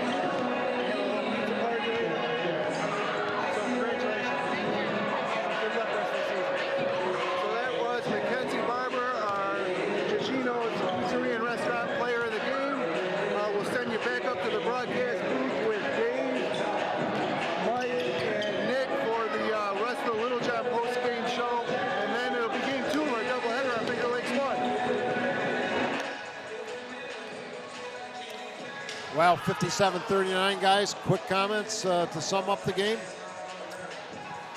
Closer than I think that score shows for most of the game, but Waterloo just out-muscle them underneath. That's really what it comes down to. Them rebounding and turnovers. Mackenzie Barber's show there in the end, yeah. I think both programs have a lot to build on. I'm looking at the rosters again, very young. I mean, they made a lot of turnovers that young girls do, and I think both programs have great coaches, so I wouldn't be surprised by the end of the year they clean up those turnovers, and you're going to see both programs. They got a lot to look forward to. I love seeing that confidence in a player. That's a 10th grader, Mackenzie Barber. We forget that's a lot to be out there in those varsity teams. We'll see a lot in this game of some younger players as well, and you forget that it's a different level you're playing at, and impressive. Don't think the matchup in Seneca Falls later in the year might be a little closer. Absolutely, but look at the start of that game. If they hung on and sustained that a little bit longer, it might have been a different game. I really, end of the day, I really do like what Waterloo has. Again, I'd say I'm positive on both, but Waterloo's got some big girls, so they have some post play, and I was surprised they had some good shooters. Yeah. I'm not sure how many threes were made in the game, but they make at least 6 or 7. But the threes, so. Both teams gave it 100%, but it was Waterloo winning, dominating the second half, 57-39. Quick rundown of the scores. Unofficially, Tabitha winner. Let's do Mynderse first. 3 points for Mary Dole, 4 for Caitlin Korzaneski, 6 for Gretchen Perrine, 8 for Sarah Kohlberger, 4 for Mackenzie Higbee, and Madison Barnett unofficially with 15. On the other side of the ledger for Waterloo, it was 3 for Tabitha Winter, 4 for Carrie Jensen, 8 for Allie Smith. I thought she played a terrific game. Macy Carr with 3. Caitlin Jolly with 2 trifectas and 6 in the game, 6 points. Jillian Panic with 3 points, 6 points in the game. Giovanna White Principio, some good work off the bench. Finished with 7. And your leading scorer and our Chichinos player of the game, Mackenzie Barber with 20. I had said 18. That has been corrected.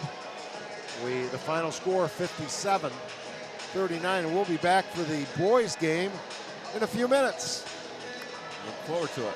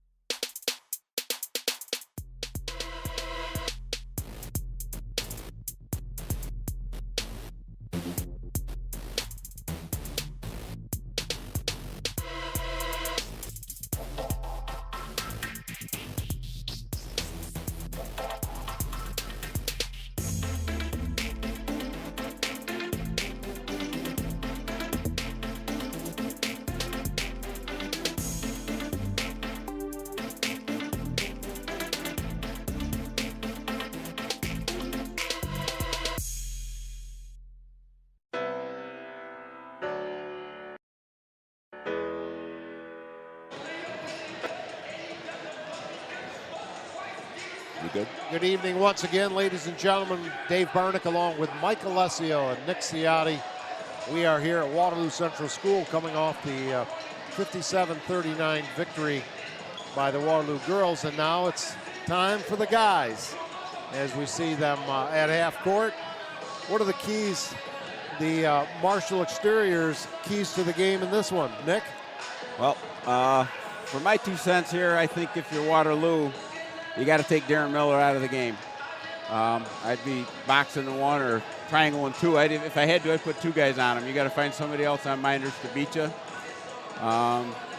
Flip side, I mean, Derek Saluka is the leader of Waterloo. I think you want to try the same, box him up, but I think Waterloo has much better secondary players, so I think it's tougher to do. But I'm still gonna, I'm picking my plays. I'm always gonna take your best. I want to take your best player out of his hands. So, I mean, that's to me the keys there for both sides. Go ahead, Mike. Yeah, I think you got 2 keys. Well, Waterloo, they're going to run and gun. They're going to press. So Mynderse a young team in the guard end. You got to minimize turnovers. That's first key for Mynderse. If they can minimize turnovers, work the ball around, I think they'll continue to try to get it into Darren Miller. They'll need to do that. Waterloo, they're going to run and gun from the outside. They're a 3-pointer team, admittedly, and that's how they have been coming off a big upset against Newark.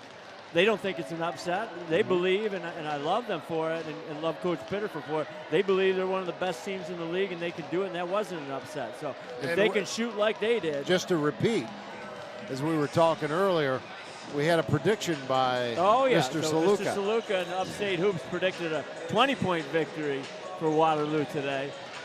Talking to Coach Pitterford last night, I think he wished he hadn't thrown that out there, as Coach Ciotti said earlier. But they have to stay hot if they're going to play that game. I've seen we covered a game here in some of the early games where he has not been hot, and they pay for it when he's not. Johnny Lawrence, is a good outside shooter as well, so they're going to put it up. And the rivalry is heating up. I mean, it's great crowd. Again, great crowd. We talked about it earlier. It's nice to see a lot of people. And people are very busy. And, before I go any farther, I am still incredibly shocked and saddened by the loss of the young man that we knew, Andrew LeBrun, and our condolences, our deep condolences, as we share in the grief of the loss of Andrew, go out to his family. Yeah. It was very sad. Very unfortunate. Very sad. So, with everybody has so much going on with the holidays and this and that, and great to see the turnout. And of course, this has been a wonderful rivalry through the years. Sometimes the intensity a bit too much. And 2 new coaches, Kevin Korzeniewski's in his 2nd year. New coach Mark Pitterford here to Waterloo. He's been coaching a long time at the JV level and always been an inspirational guy, motivating guy with way he tries to work with kids. And I think he's brought a great motivation, talking more about character, respect, culture is what his plan is for the Waterloo program. And of course, Coach K has always been about that. Took right over where you left off. So, and that irony, again, he was the one who told me a little trivia a couple years ago. The last Waterloo team to beat Mynderse was when he was coaching. Coach K. Yeah. And tonight a lot of people. Coach of Waterloo. Coach of Waterloo. And now he's coaching Mynderse, where he excelled on the courts with that state championship team. A lot of young players you're going to see tonight. That's been exciting to see. I mean, Waterloo, it's been a long time since Waterloo's had a winning record. I can't tell you when. So right now they're looking like one of the top tier teams in the Finger Lakes East, which usually by Christmas they're already out of any talk for the league title. So they got good things going. We get to hear that pep band again perform our national anthem.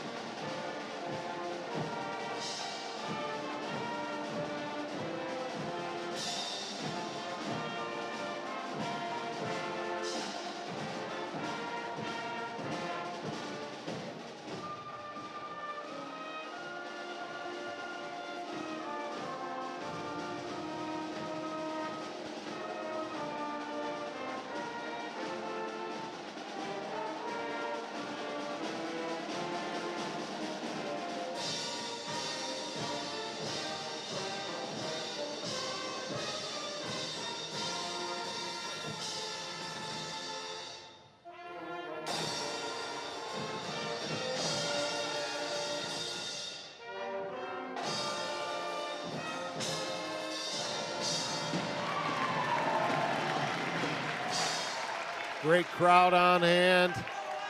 One half of the doubleheader over, the other half to begin. I saw Rhett Taccone here earlier, and this official kind of looks like he could be his twin brother a bit, huh?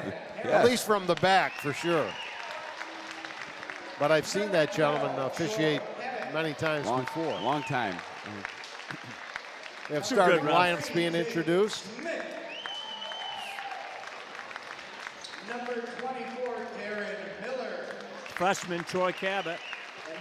So some changes in the starting lineup from the first game of the year, correct? Yeah. I see Troy and Jacob Smith placed Jared and Christian Torres is injured his hand. He's hurt. He's out for a week. Okay. Jared. Troy replaced him. Troy Cabot.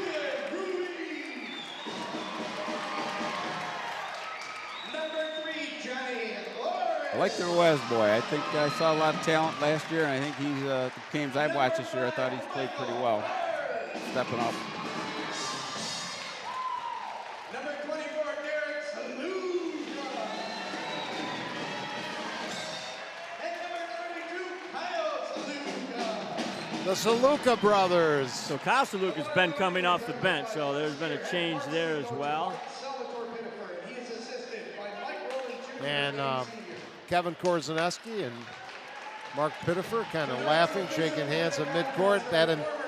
I think that laughter will go away and the intensity will be turned up quickly. I believe, just speaking to Mike's point, not Derek, sorry. Kyle Salukas. I think he replaced the Lewis boy in the starting lineup. I don't believe the Lewis boy is eligible to play tonight. I heard there was a fight in the Newark game. Yeah. And so he's not going to be eligible for the game He tonight. actually he got in some loose ball situations. They got teed up.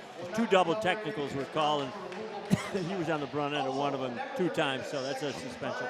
So maybe I went too far. I heard there might be a little bit of a extracurricular, but maybe there wasn't. Yeah. So I heard that as okay. well, Okay. and but it was denied by Coach Pittifer. Okay. Well, buckle your seatbelts, ladies and gentlemen, girls and boys, and get ready to make some noise as it's Mynderse Waterloo tipping it off here at Waterloo, New York tonight, and the tap controlled by the Blue Devils. Again, like the girls, clad in their traveling navy blue uniforms and white trim and numerals. Waterloo in their home whites. Looks like a man-to-man right off the beginning.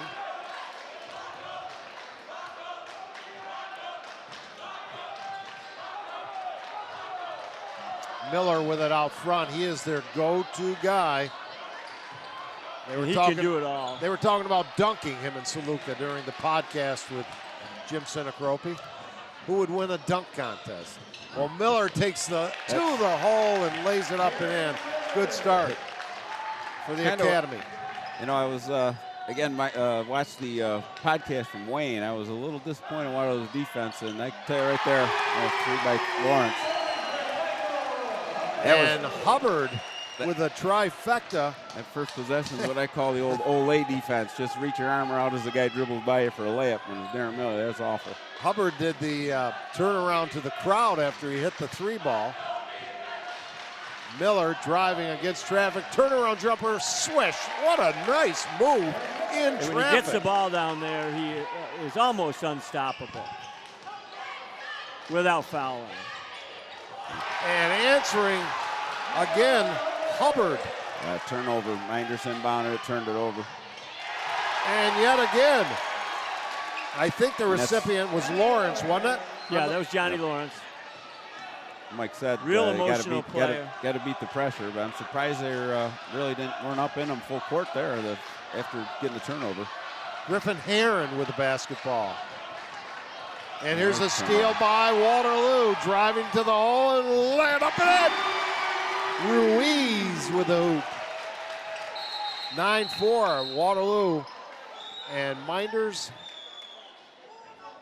wants to talk about it. And with that timeout, we go to Jim Sinacropi. Here with Lewis Smith, Mynderse Academy junior, senior now. Man, you're really growing up. Well, you're involved in a program called Rachel's Challenge. We're in our studio this week talking about it. And why don't you tell our viewers a little bit about it? Yeah, so Rachel's Challenge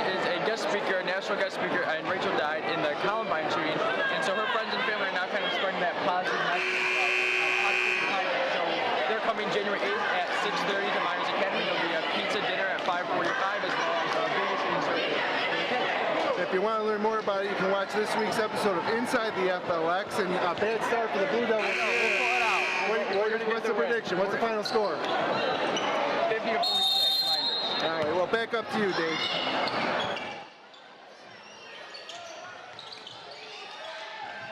Back to live action. Thank you, Jim. Miller scored all 4 of the Mynderse points so far, and quickly they are down by 5. And Miller has it out front. He really dwarfs the rest of the starting 5. He's much taller. And there's yet another Mynderse turnover. The same thing that plagued the girls in the first game, gentlemen. Yeah, Mike was right on point with that. Talked about the handle of the pressure, and I think that's 3 turnovers first 2 minutes. Driving to the lane and throwing up a runner. Ruiz. Has Waterloo even missed? I don't think so. No, they have not missed. 11-4. So Miller is going to take it himself. No, dishes off, corner shot. Bang! Michael Bogart, freshman. Bogart with a trifecta. Ruiz throws up a runner. Yes, and it counts. Troy's having a tough time. He's got by him twice. With these, looks like there. Yeah.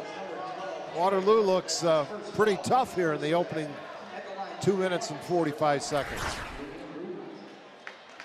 Well, they've got solid basketball players, and they, as I said, watching them through the years, I think this is a group they've been waiting for, and they've certainly been waiting for this game.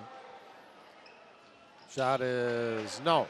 Mynderse, First shot they missed was a freebie. Mynderse has been pretty much unbeatable the past 4 years. Driving the lane, count it, and one. That's Jared King, sophomore. Just in off the bench, first touch to the rim for a 3-point play. Got a couple starts early on. Heck of a shooter as well. Real hard-nosed player. He's a southpaw, and he makes the free throw. 13-9. Good one here, brewing early.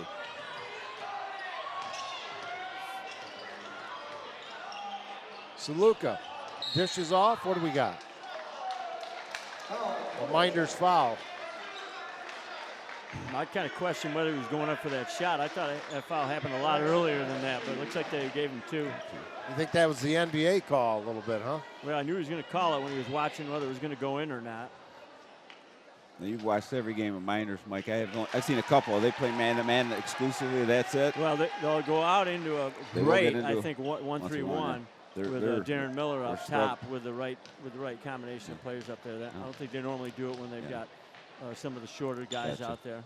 They're not matching up well so far in the man. No. Lawrence makes both free throws, 15-10. With Waterloo. Well, the good thing is Derek Saluka hasn't had any baskets yet.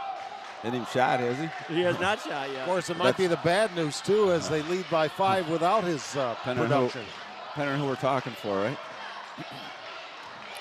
Driving and Jared drawing again. the foul. Jared a bit out of control, but drew the contact.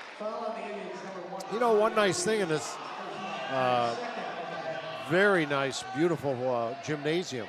I like all the Hall of Fame induction flags or draped on the walls here.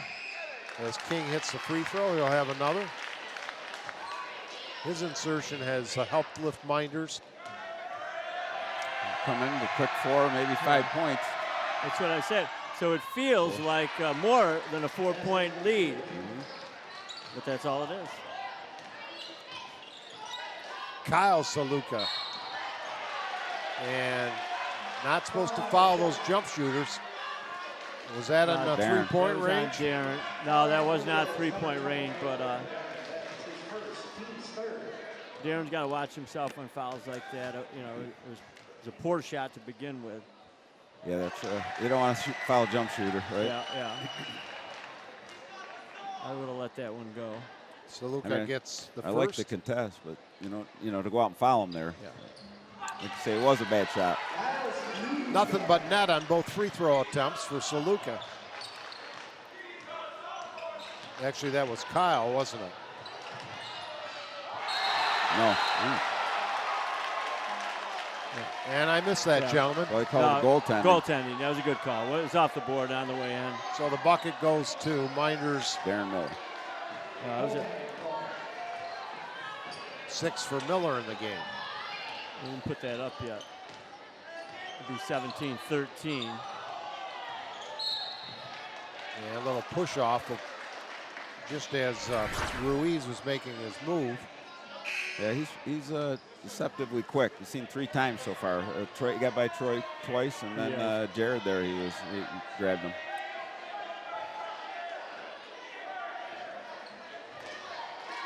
Little delay before they inbound here. There was confusion of putting up the points.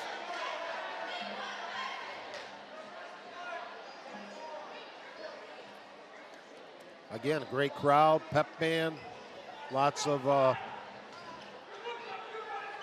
local basketball followers in the arena. And another a lot of Mynderse alumni. foul. I see a lot of alumni here tonight on their college break. Boys and girls. Yeah, Quentin Battle, I see down there. He's playing at Wells College this year. Off to a good freshman campaign. You know, they aside from Miller, Mynderse really outsized. They call this game tight. That could be trouble. And missing a bomb was Kyle Saluka. And we get a foul the other way, called on Waterloo. Well, if Waterloo takes shots like that, that'll keep Mynderse in the game. Yeah. That's the thing with underclassmen sometimes. That does happen. Kyle, you know, he's a sophomore, and admittedly, you know, he's always been a go-to guy for these squads, and I think he's just trying to find his role. Yeah, I mean, I watched before. He's a good shooter, but that's not a, you know. Yeah, well, this wasn't a good shot. And a good shot, right. Down court quickly and a steal by Miller. That one he should have shot. Yeah, a little too unselfish there. 3.5 remaining first quarter. Mynderse down 4. Carey lost control as he seemed to lose his footing, but Miller has a jump shot. Bang! Little 12-footer left side. So we got Darren's got 8. Nice form. Yeah, he's got a very good stroke for 6'6" big guy. And answering is Saluka. Derek's first hoop of the game. Great drive. Nice right hand.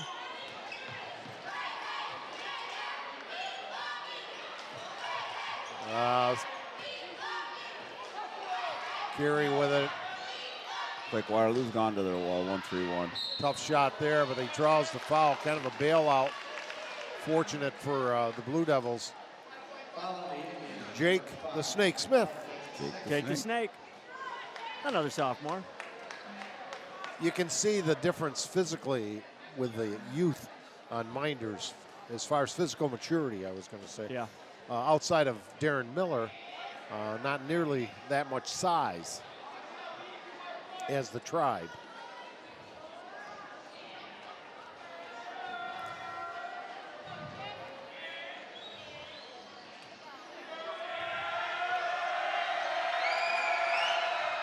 Miller rims out on a first attempt. Excuse me, Smith. Substitution. Joe Kraft in the game. I wonder if that's Rod Kraft's son. It is. It is. Yeah.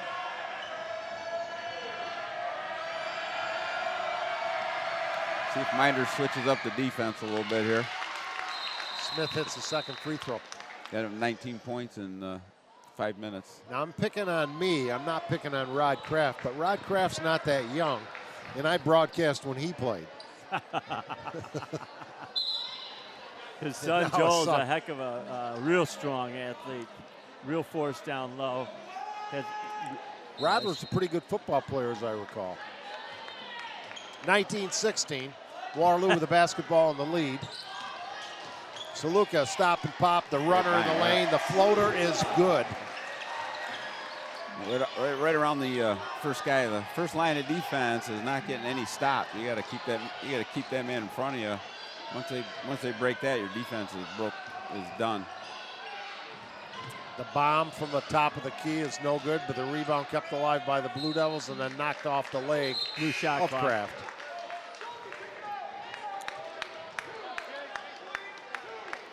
Yeah, Sal Franzone in the game.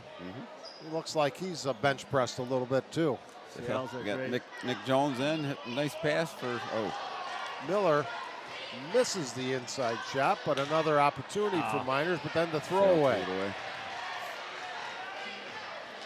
21-16, 2 minutes to go. Pretty high score in first quarter. And steps are going to be called on Johnny Lawrence.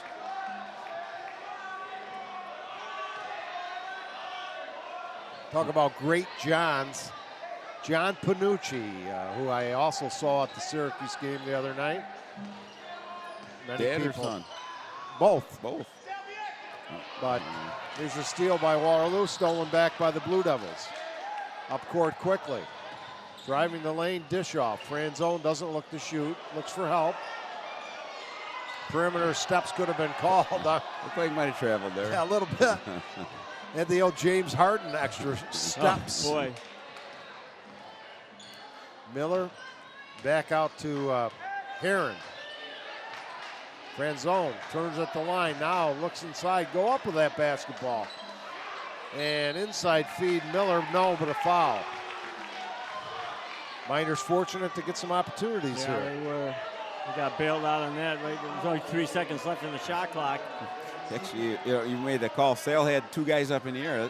That's when you want to take the shot and draw the foul. He waited, came down, then he took an ill-advised shot, but Darren was there for the rebound. Darren misses the free throw. He was 4 for 4 until he missed that chippy. And now he's missed 2 foul shots. He's going to have to score prolifically, I think, for Mynderse to pull this one out tonight. Steal by the Blue Devils. Jared King will take that all the way. And he does. He falls down. He's had trouble with his footing. But Mynderse another chance. Stop and pop Miller. Bang! Is that a 3 or no? No. I don't believe so. 10 in the game in the first quarter. For Darren, poised young man. Turnaround jumper in the lane. Good by Ruiz. He's got Beautiful 8 move. in the first quarter. That's a great move. Nice player. They haven't been able to, 3 different guys have guarded him, and he's been able to get around them. Real quick, isn't he? Yeah. Deceptively quick, I would say. Yep. Johnny Lawrence picks up his second, so he'll probably come out. Dave Barnett along with Mike Alessio and Nick Ciotti, 2 good guys.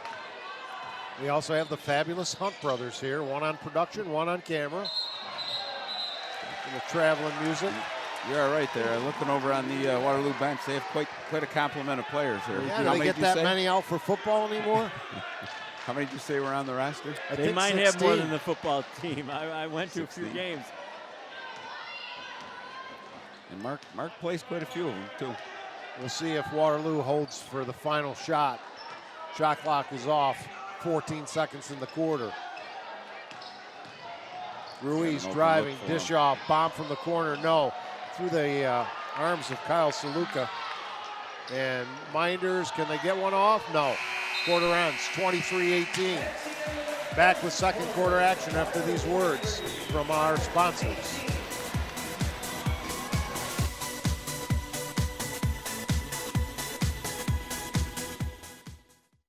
The newest way to save money is also the easiest way to save money. With the new My Gen Perks mobile app from Generations Bank, you get access to thousands of local and national discounts on shopping, dining, travel, and so much more.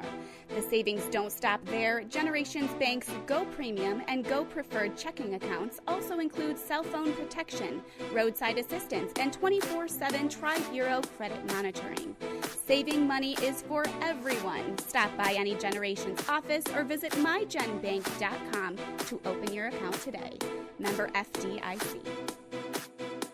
Dr. Littlejohn, Dr. Barbie, and their outstanding orthodontic team share a common goal: to ensure the overall wellness of each of their patients through their exceptional orthodontic care.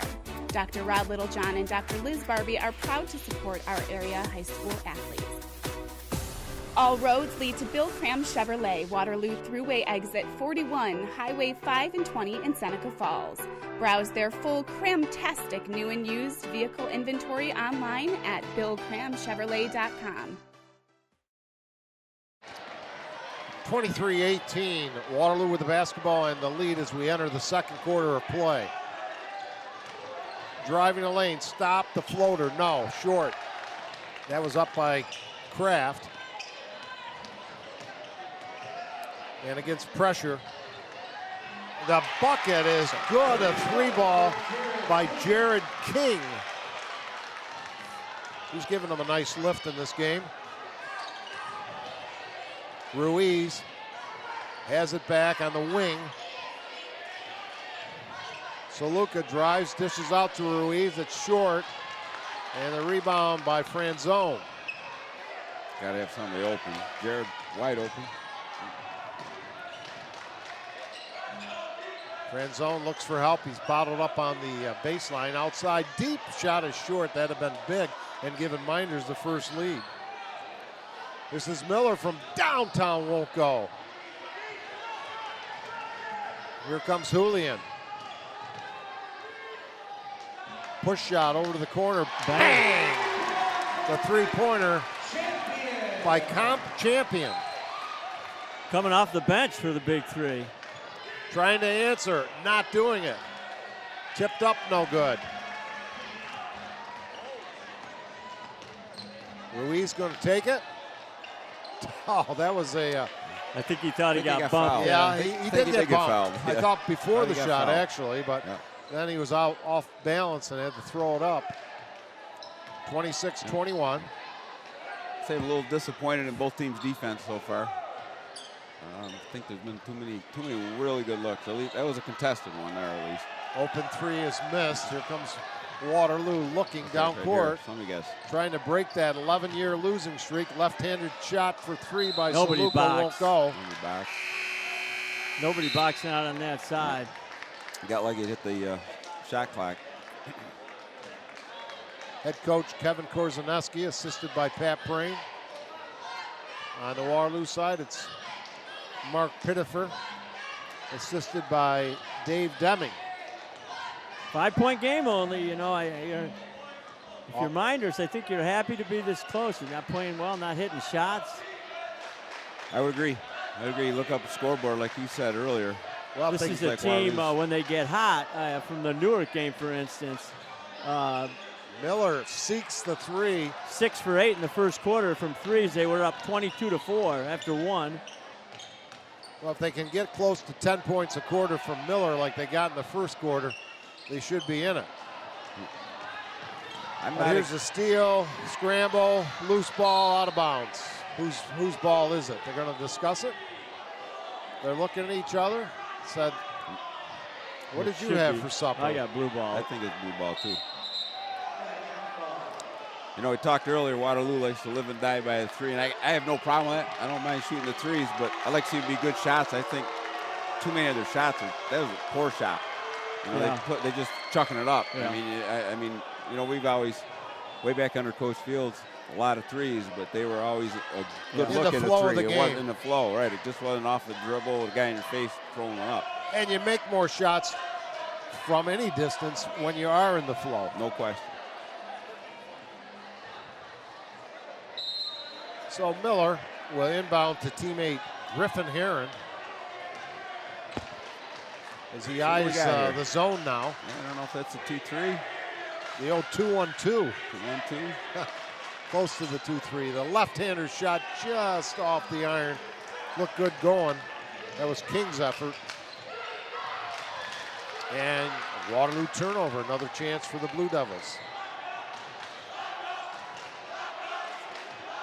Heron fires up a shot, kind of forced it quickly. Yeah, I think a little too early in the shot clock.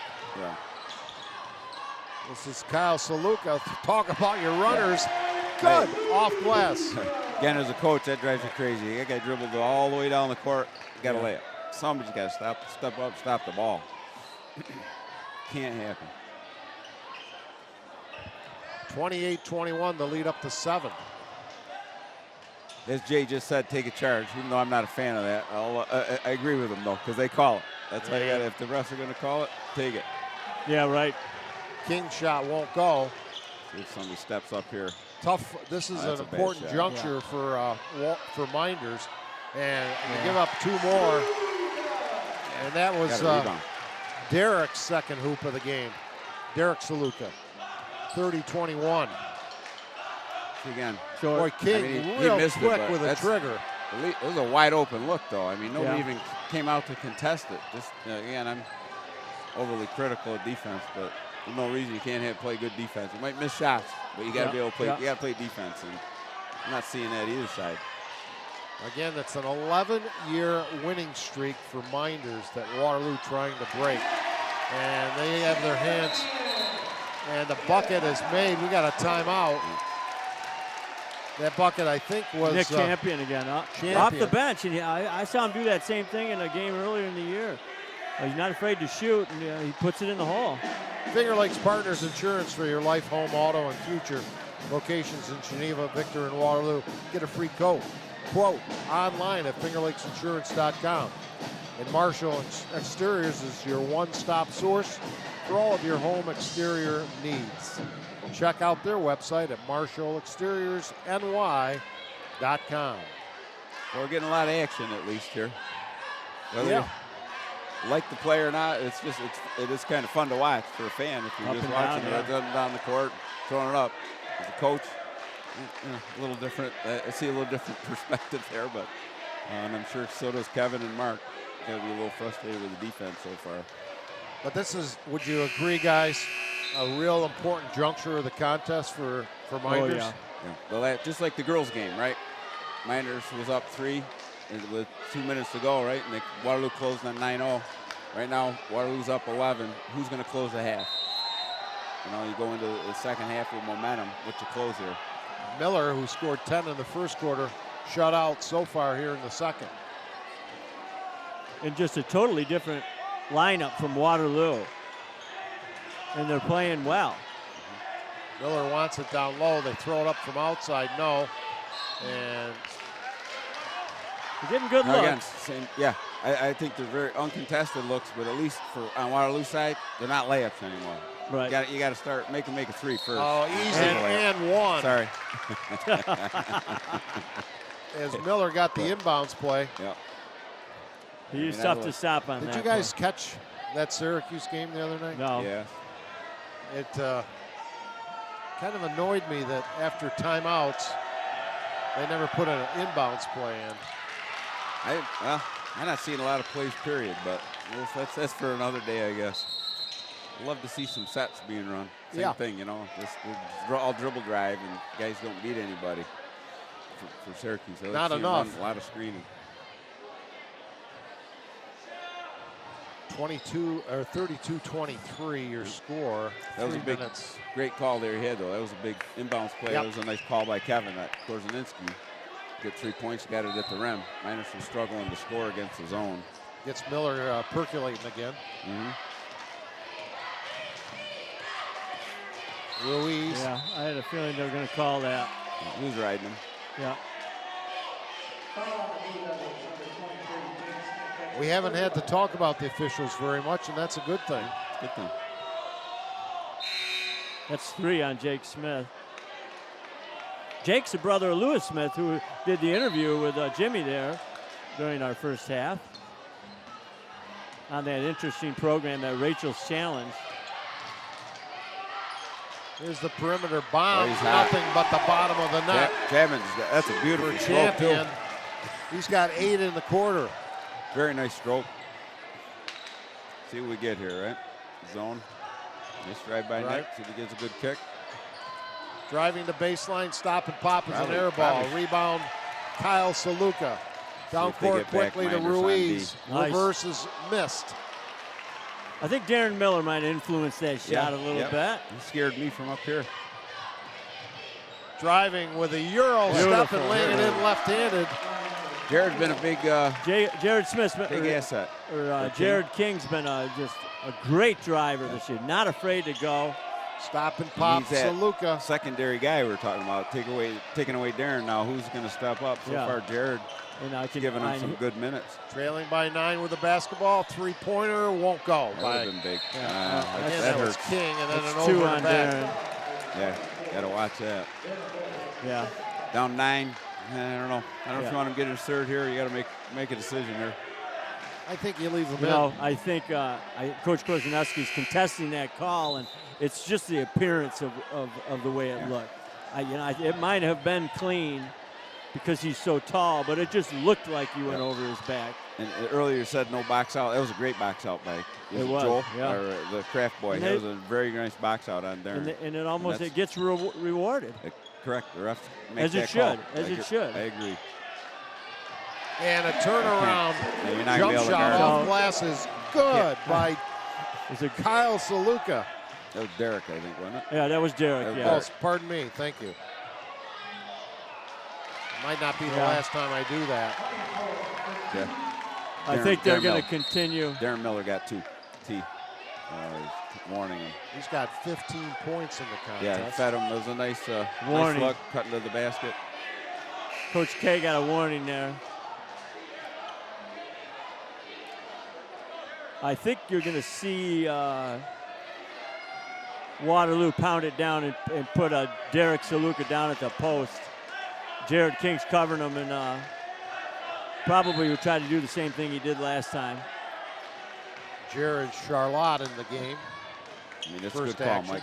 Looks like they're looking at that. Of course, they didn't give it a chance. So they knocked down the Doesn't tree. matter. Ruiz. He's a pretty animated young man, isn't he? Now again, a good shot coming off the screen. You know, he had a good look there. You can live with that. Miller drives and lays it up and in with a strong move and avoided the contact. Yeah, he did, because they were looking for that. Much needed that's bucket. a bad shot. Rebound fought for. Blue Devils have it and a foul. 1-on-1. So still 10 points. Yeah, make it here. I'd take Darren out at this point. 51 seconds 51 ago. seconds. I don't care. 8, 10, 12 at half. That third foul on him. Be a big difference. Yeah, it could be devastating. Yeah, he's on it. Coach Prain was always thinking like a coach, right, Coach? He is always thinking like a coach. Yeah. Can't get out of it. You're watching hoops at night at the college game, and you're like, oh, I do this, that. No. And Franzone will replace. Good move. There's the call. Of course, it'd make life easier for Kevin Korzeniewski and the Mynderse fans if he makes these free throws. Yeah, that'd be big. And gets the roll. I haven't been tracking. What is Jared's? He's got to have 8 or 9 points, doesn't he? Yeah, 2, 3, I got him for. I got him at 10. 10. Exactly the same. Huge. Great minds think alike. Second shot is no good. And Waterloo with a chance. 45 seconds left before our Bill Cram Chevrolet halftime report. Oh, the shot is an air ball, but the rebound, Waterloo in the lane. Nice pass. A lot of passing, no 3 seconds called. Champion's on fire. Champion. That was Champion, but man, they were in the lane forever. Yeah, he wasn't. They missed a 3 on that, but it doesn't get called much, but when it's so obvious with several players in the lead up to a dozen. Big 3. We got 2-3 here working. See if we can see if and no Darren in there. To the middle. Last shot here, 8-7. Open jumper, corner, high arcing shot, no. A little quick. 2 seconds left in the half. At the half. That goes. No, just close off the glass. 43-31. Waterloo leads by a dozen. We are at halftime and back with more. Check out Generations Go Premium and Go Preferred checking accounts with MyGen Perks. Visit mygenbank.com to open your account today. Little John Orthodontics are proud to support our area high school athletes. Visit them online at littlejohnortho.com. This live presentation of Wayne Finger Lakes High School basketball on fingerlakes1.com is made possible thanks to the support from Marshall Exteriors. Are you looking for a contractor to give you a new roof, siding, windows, or other exterior home project? Marshall Exteriors is your one-stop source for all of your home's exterior needs. Check out their website at marshallsexteriorsny.com, but don't forget they finish basements too. While you're talking with them, ask about their new Everlast Garage. This thing is amazing. It's a Wonderful Run 5K. It's a winter run like no other through the streets of Seneca Falls, the town that inspired Frank Capra's holiday classic, It's a Wonderful Life. Learn more and register at itsawonderfulrun5k.com. Cicino's Pizzeria and Restaurant, celebrating 22 years in the Finger Lakes with locations at 22 Main Street in Waterloo, 40 Exchange Street in Geneva, and Del Lago Resort and Casino. Dine in, take out, delivery, catering, and banquets. Order online at cicinos.com. Live, laugh, and eat well. It's the Italian way. Brad Van Dusen Photography is a full-service photographer serving the Finger Lakes region, offering family, senior, and wedding portraits, also specializing in sports photos, collages, banners, and other keepsakes for your student-athlete. For more information, find Brad on Facebook or visit bradvandusenphotography.com or visit bvdsports.com. Penny's Place Family Restaurant, located on 5 and 20 in the Liberty Plaza between Seneca Falls and Waterloo. Well known for their large portions and home-cooked meals, a large selection of breakfast items, and everything from burgers, salads, and wraps for lunch. If you want a great meal while pinching a penny, come to Penny's Place. Jimmer's Auto offers a full inventory of late model cars, trucks, and minivans. Check out their full inventory online at jimmersauto.com. And for service, visit Stever's Garage on Fall Street in Seneca Falls. Jimmer's Auto and Stever's Garage, strong supporters of local high school athletes for over 40 years. The Omen Theater in Lyons, the most modern theater in the Finger Lakes, is also the oldest theater in the U.S. See what's playing at omentheater.com. Red's Place in downtown Seneca Falls, locally owned for 42 years and serving great lunches Monday through Friday from 11:30 to 2 p.m. Wednesday night is wing night with 60-cent wings in 10 different varieties. For over 65 years, the Wilson Press and Mail House has been serving Central New York as commercial printers with a full-service mail house specializing in offset and digital printing, graphic design services, full mail house services, marketing and advertising plans, and fundraising programs. Call them today at 315-568-9693 or visit them online at wpress.com.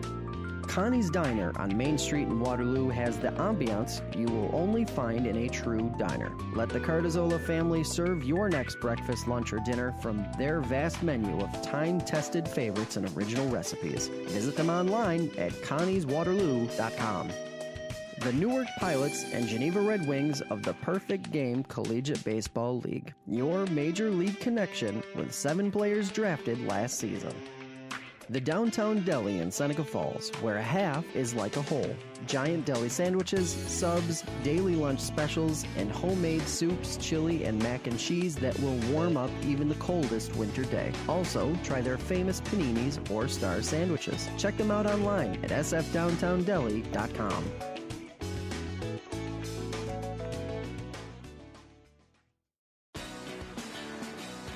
It's Big Truckin' Deals here at Bill Cram Chevrolet. Check out this cram-tastic inventory for big truckin' deals. Whatever truck you're looking for, we've got the inventory. Trucks for towing, trucks for family, trucks for work, and trucks for fun.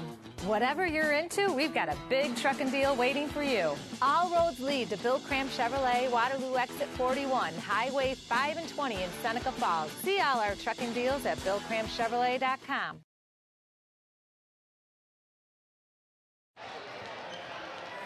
We are at halftime of a 43-31 contest in which Waterloo leads over Mynderse.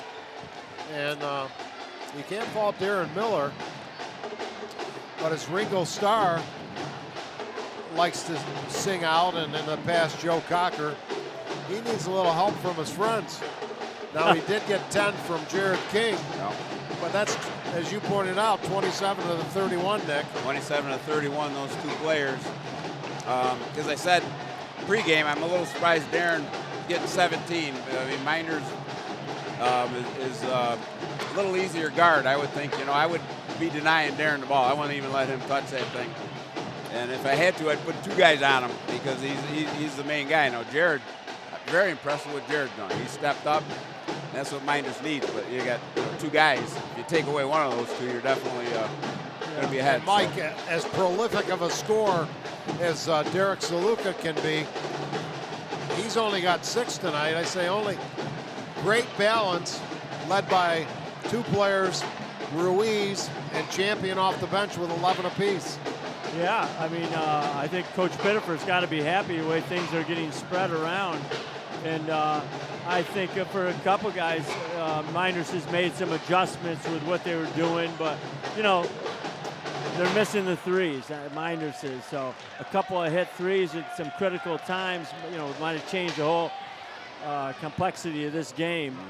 I think I'm impressed. Coach's call on they need a little defense too, because even if you start hitting them, you can't exchange baskets if you're going to come back from a 12-point deficit. Giving up 43 is tough, but I'm going to just jump in on Sluk. I've watched him some games, Derek, and I think he's forced the issue.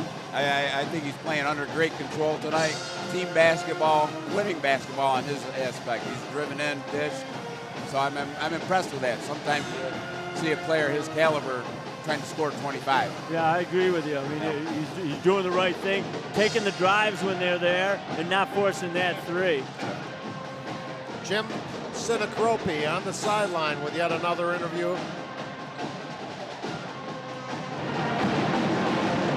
Here we are. Okay, Coach Pittifer. Hey, man, how are you? Now, this is kind of reality. This is what you want. This is what I got into coaching for. The Waterloo Mynderse rivalry. I got Kevin Korzeniewski. I got Praney. The Verke's in the house. The crowd's filled. That doesn't really matter the outcome. You got Waterloo Mynderse like the old days. Well, that's so far looking good for you guys. You haven't beat Mynderse in 2007, and you got a 12-point lead. I don't care. When I look at the season, when I look at the coaches that I got to go against, the coach that worries me the most, Kevin Korzeniewski. I think he's one of the best coaches ever. So I always worry about what he's going to come up with. As you can tell, I'm probably the first Waterloo coach in history that loves the Mynderse varsity coach. All right, well, hey, good luck in the second half, Coach. Yeah, Thank you. All right, back up to you, Dave. Not sure what we just had there, but everybody's laughing. We lost audio there on Mark. Pointing at the camera, so it must have been something. That's Salvador Mark Pittifer. Oh, he's animated. He's quite a singer, by the way. I heard he's wrote a song for the team. I heard. Speaking of singing, did you catch what went viral, and including ESPN Sports Center at the Syracuse University's girls game? A 3-year-old sang the national anthem brilliantly. Really? 3-year-old? I did not see that. So, pretty remarkable. But I was going to say, I think Mark's created, like you were talking about. Look at, I've got to believe that's his idea for the band. Look at the atmosphere in here. I think he's doing a lot of positive things. Program. I mean, the kids are out playing. Yes, you know, got him out. A lot of good things. I've seen some interaction with him and the kids. You know, they believe in him, and he believes in kids in general. Yep. But certainly his team. And if Kevin Korzeniewski and Mynderse can't come up with some answers, the long 11-year drought of winlessness to the Blue Devils will end tonight. They got 16 minutes to get it done. A lot of time. They can make comebacks. 12 points. You know, Kevin's a good coach. Kevin and Pat. I'm sure they made some good I gotta believe he's going to come out with. And I'm surprised we didn't see it in the first half. It was that 1-3-1 that they like to use, and they've done it with some good success. So I think he'll change things up defensively. Now, whether it works or not, I don't know. Yeah, again, you know, I don't think they were lights out. Champion hit a few, but giving up 43, I'd like to see some adjustment defensively. The man's not working. You've been listening to the Bill Cram Chevrolet Halftime Report. We'll also have our Cicino's Pizzeria and Restaurant Player of the Game in our postgame and our postgame show.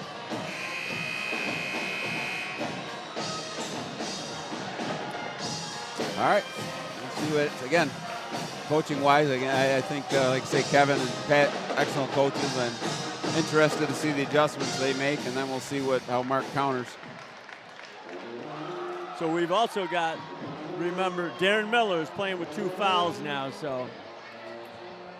That was probably talked about in the Waterloo locker room a little bit, wasn't it? I bet it was. Yeah. Sometimes I think coaches over-focus on that, too. You get your whole game plan, say, let's get him in foul trouble, and you get away from your game.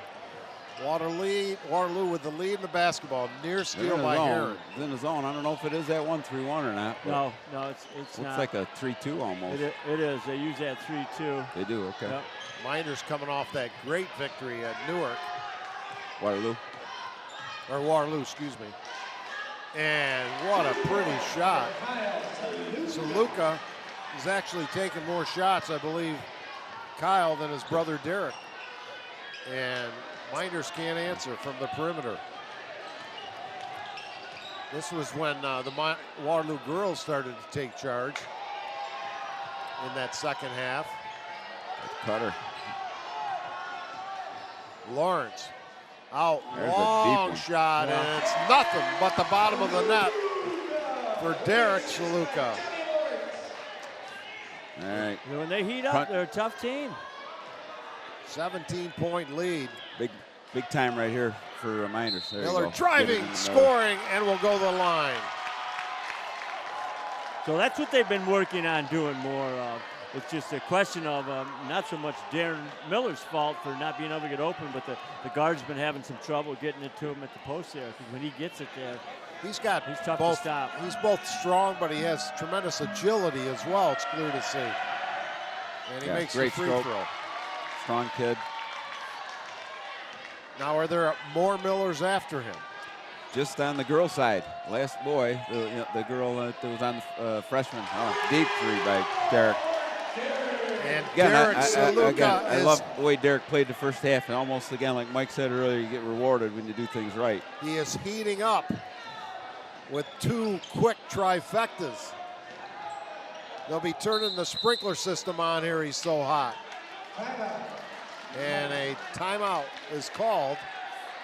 And we would like to tell you, if you'd like a great meal while pinching a penny, come to Penny's Place Restaurant in the Liberty Plaza. They're located between Seneca Falls and Waterloo, Penny's Place. And your downtown deli in Seneca Falls, where half is like a whole. Check out their menu at sfdowntowndeli.com. And Brad Van Dusen Photography offers family, senior, and wedding portraits, as well as specializing in photos of area student athletes. Book your appointment at bradvandusenphotography.com. Well, guys, not the start that Mynderse was hoping for in the second half.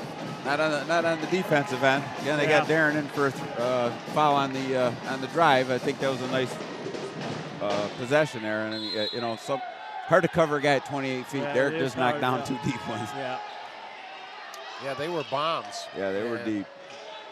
With confidence. Oh, yeah. He's got confidence. Here's Mynderse trying to get one back, but no. Franzone corrals the rebound. Dishes to Miller. Lucky he didn't draw the third foul. He is lucky there. Off. I thought Derek had great position there. Here's a forced up by Saluka. He wanted help from the official, huh? Miller thinking about it, top of the key, gives to Heron. Now they'll set.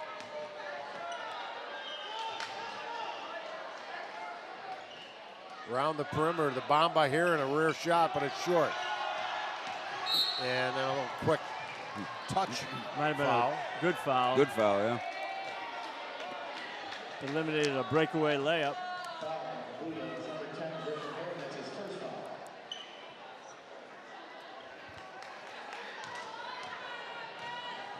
And this guy, boy, I'll tell you, Waterloo was fired up when this game started. So Luca again, no. Didn't make it, but you got to cover him. Made 2 in a row there.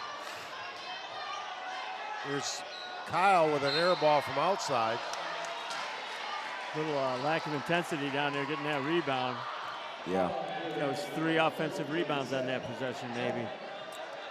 Mynderse was blessed with some great size in the last few years, and They don't have a whole lot of it this year outside of Miller. You know, oh, what a move. honestly, you know, I don't know if we had a lot of height, but we, you know, we played a lot of 4-out, one big guy. You know, Jake Mean, a solid big guy to work around. Yeah. Talk about but you had emotional, fired up guy. He was a fiery guy. Yeah.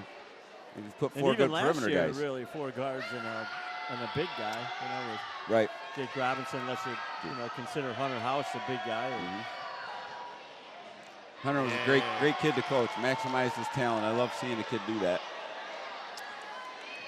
Yeah, you're right. I think, you know, coming up through the ranks, he probably wouldn't have been the one you thought would be the MVP of that team or the league or first team all league. And earned everything he got. He did. Johnny Lawrence 1 out of 2 from the line. The lead at 18.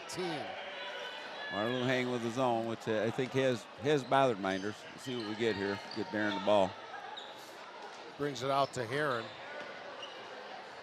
Leaves it right wing for Cabot. 3 on Lawrence. Troy, a freshman. Troy Cabot, yeah.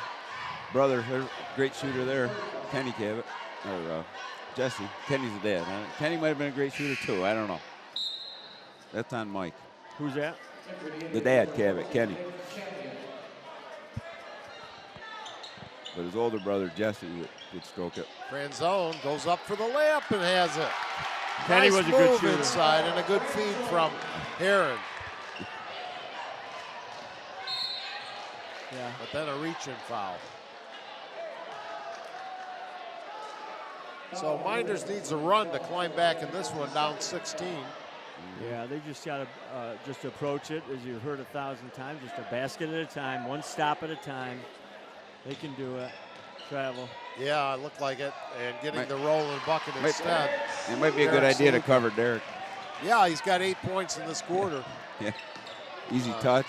14 in the game. He only had 6 at half, but quickly getting his points. And Miller can't get it to go, but he draws the foul. He's fun to watch. He's a good player. Very good player. He can handle the ball too. You know, when they're in a pinch, they'll give it to him. Could be your press breaker Yeah. at the end of the day if it's having a hard time.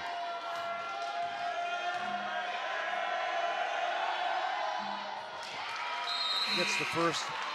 So you guys got your shopping done? Yes. I believe Apparently, my wife has done everything, yes. apparently you're going to both surprise me because neither of you asked for my lists. I don't need to. We know what you like. We know, yeah. New body parts. I was thinking new golf swing. Sorry, I was going to buy you a new golf swing. I need new body parts to get a new golf swing. There goes champion again. Oh man, he is on fire tonight. He is 14 in the game with 4 3-balls. I'm not sure if Kevin scouting report had him as the leading scorer.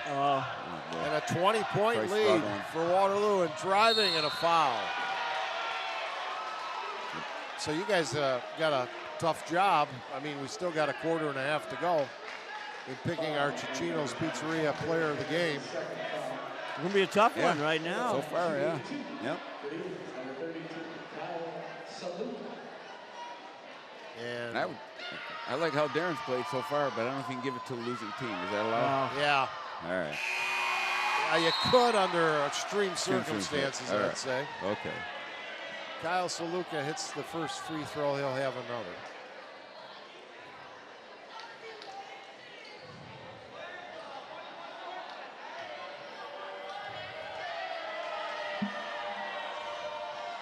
And he hits them both. Yeah. What a cool thing for that family, having them both on the court. Yeah, and they have another boy in 8th grade. Mynderse with the timeout. Well, Connie's Diner has the ambience you will only find in a true diner. Check out their menu at ConniesWaterloo.com. That's an area landmark for sure. And for over 65 years, Wilson Press has been serving Central New York as commercial printers with a full-service mail house. Get in touch with them online at wpress.com. Well, guys, Mynderse has not answered the bell in the second half, and Waterloo playing with great confidence right now. Yeah, I think Waterloo, the 2-3 zone, I think, has been much more effective for them. I mean, Mynderse only has 6 points. And Waterloo's come out. Again, Derek knocking down 28-foot threes. It really helps to open up the defense and drive through and champion. They got 3 threes in the first 4 minutes, I believe. Yeah, they're just playing with confidence. I mean, that's all there is to it. They're the better team out there. So. They've got a lot of talent. I'm pretty impressed with what I'm seeing tonight from Waterloo. Yeah, they're going to continue skill. to improve. I can tell you that this is nothing like the team. Heron looks for help. Open man is underneath, but he can't get it to go. He was open momentarily. That was Bogart. And losing it, here comes Mynderse the other way. And we got a foul. You know, our next broadcast will be Friday, December 28th, the Geneva Holiday Classic at their new facility. And it'll be Lions versus North Star Christian in game 1. Geneva playing Rochester Prep in the second game. I haven't seen that facility. I hear it's beautiful. Inside Miller, no, but a foul. His fundamentally so good too when he. I mean, he missed that layup, but he went up strong. Get the ball up to him like that. Nobody's going to jump with him. It's just a question again if he can finish. Gets the free throw. Yeah, our 10 a.m. Sunday morning Upstate Hoops podcast will be featuring a bunch of folks from Whitman, which I'll be telling you about. Marcus Whitman. Again, talking about what a great thing Jimmy's created here in this Finger Lakes 1. How beautiful is that? Sunday morning at 10, they're going to drive here. Kids can't wait. They love to be on the show. On the podcast, yeah. Mynderse gone to that 1-3-1. Open jumper, no. Right, rebound, yes. Saluka, Derek. Derek's had a great third big quarter. Third quarter. Great third quarter. Everything right. Again, like I said, I love how he's playing tonight. 10 in the third quarter. And he's leading to it. You know, if you watch him in the timeouts. Layup, missing the chip. It was Bogart, wide open. I think he was surprised he was open as well. Oh boy, that kid hit. Oh, he missed one. Hey, is that champion? That was champion. Boy, that's a beautiful looking shot you got. It's a 22-point lead. What happened? A little reach-in foul.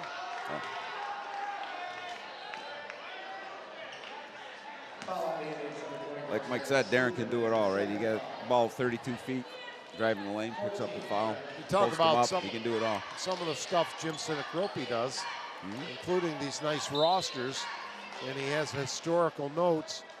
Mynderse is number 7 all-time in Section 5 sectional titles with 9. The last one coming in 2017. With Coach Nick Sayai. He was giving out autographs then. Nice tip from Darren. Nick. Heron dishes off, corner. Bogart, yes. Second three he's made. Freshman. I think they gave him a 2 on it, but nice little jump. He got good form. Yeah, good stroke, for a freshman. Trying to answer with a quick put up as champion. 20-point lead with 2 minutes to play third quarter. And Darren kind of with a quick trigger on that three-pointer. Yeah, he'll pull back. Saluka. Beautiful shot. Beautiful. Again, great fast break. Under control, that's a great shot. A wide open three. He's got 19 in the game, 13 in the third quarter. He may be making that MVP choice a little more easier. Yeah. Shot from the corner, Bogart. Now that's 3.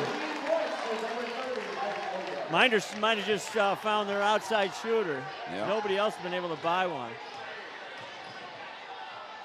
The runner, right side of the lane, won't go.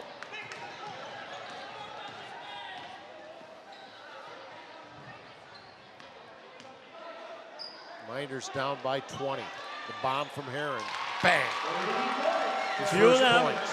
We need a few of them, Yeah. and they could be back in. As the old departed Hall of Fame Pittsburgh Pirate broadcaster used to say, Bob Prince, we need a bloop and a blast. A bloop and a blast. Driving to the lane and laying it up and in. Bogart having a heck again. of a stretch going here, huh? Down to 15. Good defense by Nick Jones. You go, Nick, another sophomore. Bogart in double figures now with 10. I haven't seen much from Jared King. He hasn't played a lot this score. He started the second half. Took that You're quick just three, and trying I to think find the right combination out there. Waterloo wisely holding for the final shot of the period, it appears. And they put it in the hands of their senior leader, Derek Saluka. Little shake and bake. Dish off corner, air ball, no. Time left, 2 seconds. Shot clock. No should good. have been shot clock violation. I don't know what happened there. They missed the shot clock violation. It was a 1 second differential, but they didn't call it. We've come to the end of 3. Back with fourth quarter action after this. The newest way to save money is also the easiest way to save money. With the new My Gen Perks mobile app from Generations Bank, you get access to thousands of local and national discounts on shopping, dining, travel, and so much more. The savings don't stop there. Generations Bank's Go Premium and Go Preferred checking accounts also include cell phone protection, roadside assistance, and 24/7 Tri-Bureau credit monitoring. Saving money is for everyone. Stop by any Generations office or visit mygenbank.com to open your account today. Member FDIC. Dr. Littlejohn, Dr. Barbie, and their outstanding orthodontic team share a common goal: to ensure the overall wellness of each of their patients through their exceptional orthodontic care. Dr. Rob Littlejohn and Dr. Liz Barbie are proud to support our area high school athletes. All roads lead to Bill Cram Chevrolet, Waterloo Thruway Exit 41, Highway 5 and 20 in Seneca Falls. Browse their full Cram-tastic new and used vehicle inventory online at BillCramChevrolet.com. Lucas hitting like that. We are 1 quarter away from the Waterloo Indians completing a doubleheader sweep here. I don't know if that's happened well, it hasn't happened in at least 11 years. Right. I'm not sure prior to that if they had the doubleheader like this, like you said earlier. So, but it was big end of the last minute and a half of the third quarter was huge for Mynderse. They're back, got a shot. Gives them 15. a puncher's I think it chance. was 23. Was it up to 23, Mike? Yeah, it was. So they had a nice finish to, I think, 8-0 run to finish the quarter. It's funny, Bogart missed a real chippy, wide open layup, and then he proceeded to hit 3 bombs. Yeah. Or 2 bombs and a layup. Right. So the first 2 minutes here will be see what they can do. We got to cut into it a little bit. Yeah. Of course, the girls did that. Then Waterloo called a timeout and answered right away to put it out of reach. Yep, solid coaching, Mike Breeze. Kind of an overload they're trying to run on offense. They're fronting there's a pass. Miller, but he's got it inside and lays it in. Pass. Great Nice pass, by Griffin. great finish. Down to 13. Make a little run here. I mean, those are the kind of possessions. Layup missed by Saluka. Guys, I got Darren Miller with 25 points unofficially.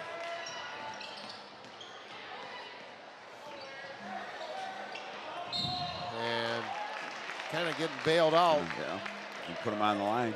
13 and then 2 more. Oh, yeah. 7 fouls. That's even better if you can cut the lead down with the clock not running. Could be a good start. Like we said, the first couple of minutes here. Could be a 4-0 start in the first minute. Jacob Sable will knock him down. Misses badly, though. And Waterloo has it. A little nerves.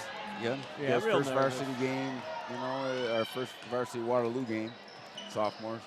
Kyle Saluka pull-up jumper. Beautiful switch. Kyle's not nervous. He's got 12.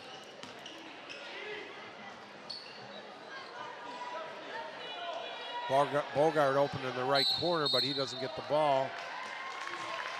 And they fouled the jump shooter, so Heron's going to get 3. Fouled Heron on the shot.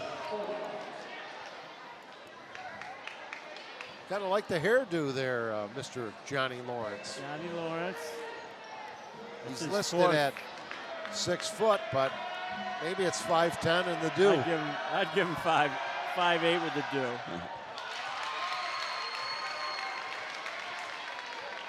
I thought you were talking about Griffins.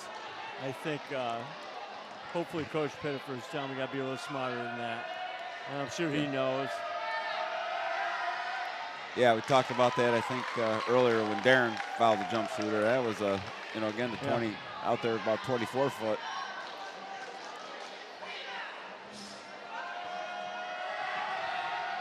And 3 out of 3 for Griffin Heron. And the lead at 12. A stop and a bucket could make things interesting. We might have given this one away too early here. We got a game still. Let's see what we got a foul, I think, before the shot. Good thing. And I'll tell you, we mentioned Derek doesn't lack confidence. Neither does Kyle, does he? No, Kyle does not lack confidence. Not at all. I'm not sure if I was coach. I mean, he made the shooter. last one, but that wasn't a shot I think you want to take. And that one, I think it was a good thing it was a foul. Got to get a good look here right now. They're struggling. Knocked away. Jacob did a nice job, nice hustle. Heron pulls it out as the defense was Somebody's back. Somebody's open. Open 3 ball. Oh. No, that would have been huge for Jared King, who had 10 in the first half, hasn't scored in the second. Nice pass. Beauty.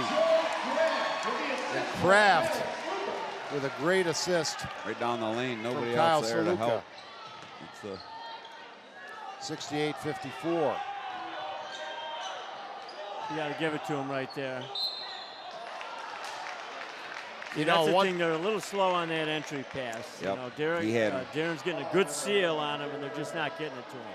As good as this crowd has been, because of the lack of closeness in the game, we haven't had that pulsating crowd that we so love to enjoy. After that 20-point lead, you can see that, it took a little energy out of the whole gym. I think we lost a few fans too, but Miner's back in it. 14. 6 minutes to go, a lot of time. And I'd like to see a little more woodwind music out of their pep band, I think. That's a good call. Thank you. I observe it all. Favorite Christmas movies, guys? Name It's a one. Wonderful Life. What do we? Gotta be. Mine's Die Hard, so. Die Hard. Oh, jeez. Yeah, that's a good call, Nick. Great call. Wonderful Life. Yeah. Did you run this year, Nick? My running career is over. The old hip and knee won't support it anymore. Unlike you. Do you run it? Yeah. I was one of the 10-year. 10 years? Oh. I spent recipients. Too many times chasing the wife around. Now my knee and hip are giving out. The real runner. Oh, the Euro step blocked by Miller.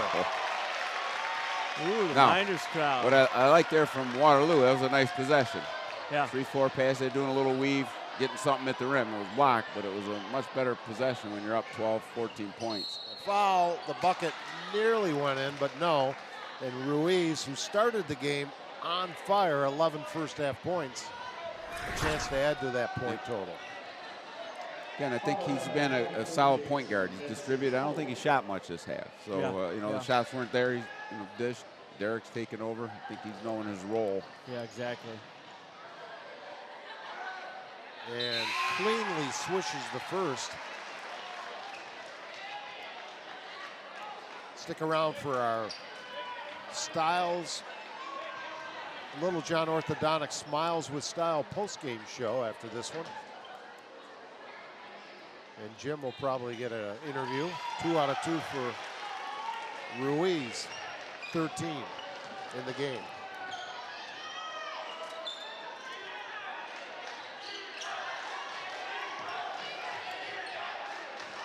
Cutter. much better, but Kraft is doing a nice job of keeping an eye on Darren. Yeah, he's a strong kid, good defender. Yeah, Bounce let pass. him get in front of him Miller, there. what a nice move inside. Good drop step. Great footwork. I jinxed him. The announcers jinxed. I said he was doing a good job. He Then he played let him. well. I don't think there's a heck. It was more of a Yeah. great offensive move than bad defense. Yeah, I mean, where I say defense is, I think you got to not let him get the ball. You know what I mean? You got to deny him the basketball. Once he gets it, you're done. Gets the rebound off the missed shot. Heron throws up a runner. No. Nobody on the board. Yeah, would have been good maybe to pull that back. See what? And a little jumper on the baseline. Tough shot is good by Ruiz. He's got 15. Yep. Again, played under control. I've liked his game too tonight. And a steal. Ruiz going to drive, shift gears, goes reverse, no. Darren, great defense. Not only did he defend it, and he got the rebound. He hustled back. And got fouled. He got fouled.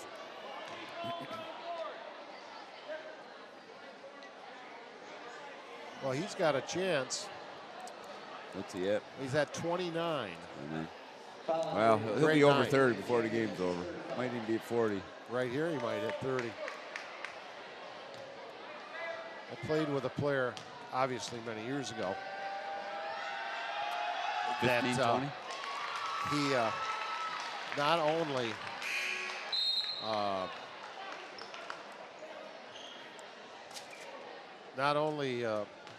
there was no three-point rule. We had 3 of his teammates, 3 of us average double figures, 10 to 14 points a game. He averaged 30 points a game. Who's that? Jim Vanderpool. He was outstanding. Now, were you a part of that run? I remember South Seneca Best had like team ever. five straight sectional championship runs. And Oh, yeah. Glad you brought that up. You're Kraft welcome. with a reverse layup is good. I'll take that 20 later. Darren. Well, South Seneca does have a special niche going, which I'll get to in a moment. Driving. Beautiful pass. Reverse Nice layup look by is Derek. good. A nice finish, Ruiz. but it was a great pass. Great pass by Derek. Might be the Back up second to leading 16. scorer for them. Underneath. Nice pass, friend zone. Nope. Needed to go straight up He with did that. need to go straight up there. Champion Bomb again. from outside. Good. Champion. 17 for Nick. Trying to answer. You know who hasn't had a shot this fourth quarter? Bogart. Bogart. Here he comes. Not in, is he? Yeah. Coming hasn't in been now. They had it down 12. Head down to to 12 with the ball. Yeah. Maybe a couple of times.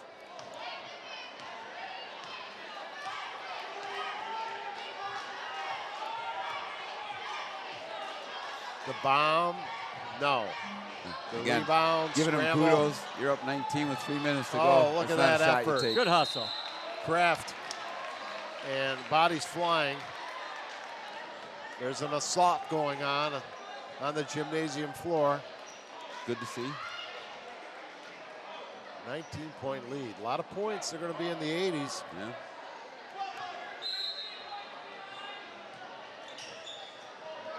Oh, my. Wow. A three-pointer by Champion again. Give him 20. That 20. He has stroked it well. Derek hasn't scored in the fourth quarter. But Huge again, third I'm quarter. going to give him, he hasn't really forced anything. He's playing within himself. Give him kudos for his leadership and Yeah, I scoring when he needed like to. everything he's doing today. We get a timeout. You guys can discuss our MVP All right. to get the We'll talk free about it. pie certificate. Miller, no. A rare miss by Derek. Great play. Darren, excuse me. Oh, another look for Another Champion. bomb. Oh, Champion my on God. fire. Oh, my. Holy moly. How many's that he's got? 7. 7 3-pointers. Wow. 23 in the game. Miller, yes, There and he it is. counts. That should push him over 30. He's, yeah. 33. Boy, that's going to be a tough decision on this Ticino's player of the game. 33 Yeah, Champion for making Miller. a late run. Right there with the threes. We're going to get it. Oh, It's it. Taking them out.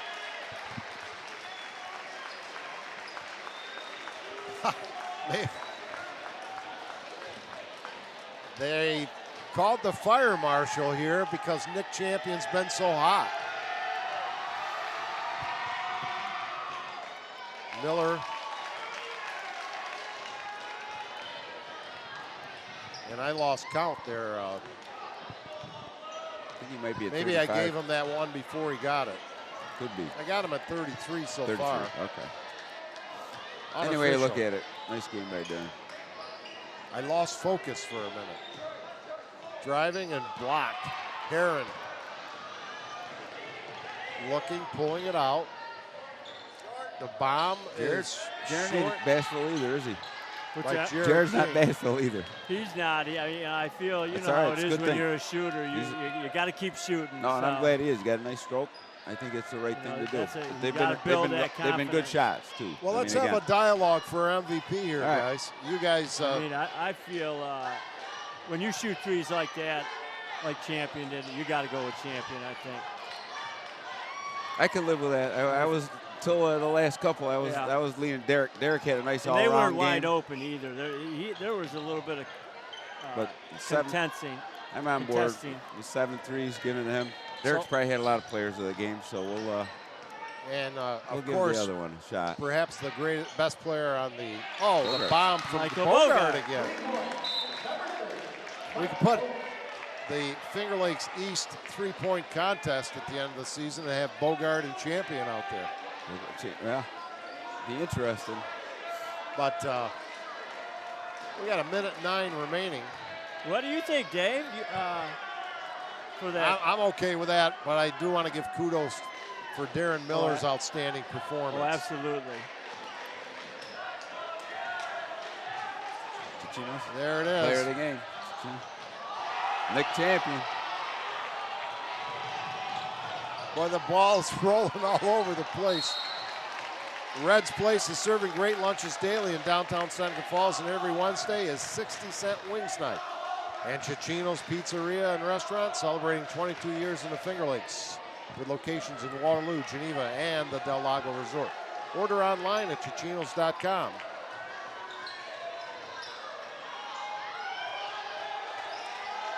Around the perimeter they go. Zach Montgomery. Blocked away, and that went through the opening in the doorway here. The most modern theater in the Finger Lakes, also the oldest in America. In Lyons, New York, see what's playing at the Omen Theater online at omentheater.com. And Jimmer's Auto on Fall Street in Seneca Falls offers a full inventory of late model cars, trucks, and minivans. Check out their full inventory online at jimmersauto.com. Just like water finds a way, the ball finds a way. Right through the opening again. They had to run and get it. I'm glad they did that. With a nice spin move. 85-66. The only thing in doubt, the final arithmetic. And Derek Saluka looks like a fortune teller. 20, 19. They need one more. That's a good point, Mike. A lot of dribbling going on. Good hustle. Oh, and a block. Nate Sealy with a block. The bodies are flying. Driving to the lane, lay it up. No! Looks like it's going to be 19, pretty close. And that should do it. 85. Waterloo's done it. 85-66. The band's playing. We'll be back with our Little John Smiles with Styles postgame show after this. This live presentation of Wayne Finger Lakes High School basketball on FingerLakes1.com is brought to you thanks to the support of Generations Bank, Bill Cram Chevrolet, Little John Orthodontics, Marshall Exteriors, It's a Wonderful Run 5K, Cicino's Pizzeria and Restaurant, Finger Lakes Partners Insurance, Brad Van Dusen Photography, Penny's Place Family Restaurant, Stever's Garage, The Omen Theater, Red's Place, Wilson Press, Connie's Diner, the Newark Pilots and Geneva Red Wings, the Downtown Deli, and FingerLakes1.com digital marketing. It's Big Truckin' Deals here at Bill Cram Chevrolet. Check out this cram-tastic inventory for big truckin' deals. Whatever truck you're looking for, we've got the inventory. Trucks for towing, trucks for family, trucks for work, and trucks for fun. Whatever you're into, we've got a big truckin' deal waiting for you. All roads lead to Bill Cram Chevrolet, Waterloo Exit 41, Highway 5 and 20 in Seneca Falls. See all our trucking deals at BillCramChevrolet.com. The newest way to save money is also the easiest way to save money. With the new My Gen Perks mobile app from Generations Bank, you get access to thousands of local and national discounts on shopping, dining, travel, and so much more. The savings don't stop there. Generations Bank's Go Premium and Go Preferred checking accounts also include cell phone protection, roadside assistance, and 24/7 Tri-Bureau credit monitoring. Saving money is for everyone. Stop by any Generations office or visit mygenbank.com to open your account today. Member FDIC. Dr. Littlejohn, Dr. Barbie, and their outstanding orthodontic team share a common goal: to ensure the overall wellness of each of their patients through their exceptional orthodontic care. Dr. Rod Littlejohn and Dr. Liz Barbie are proud to support our area high school athletes.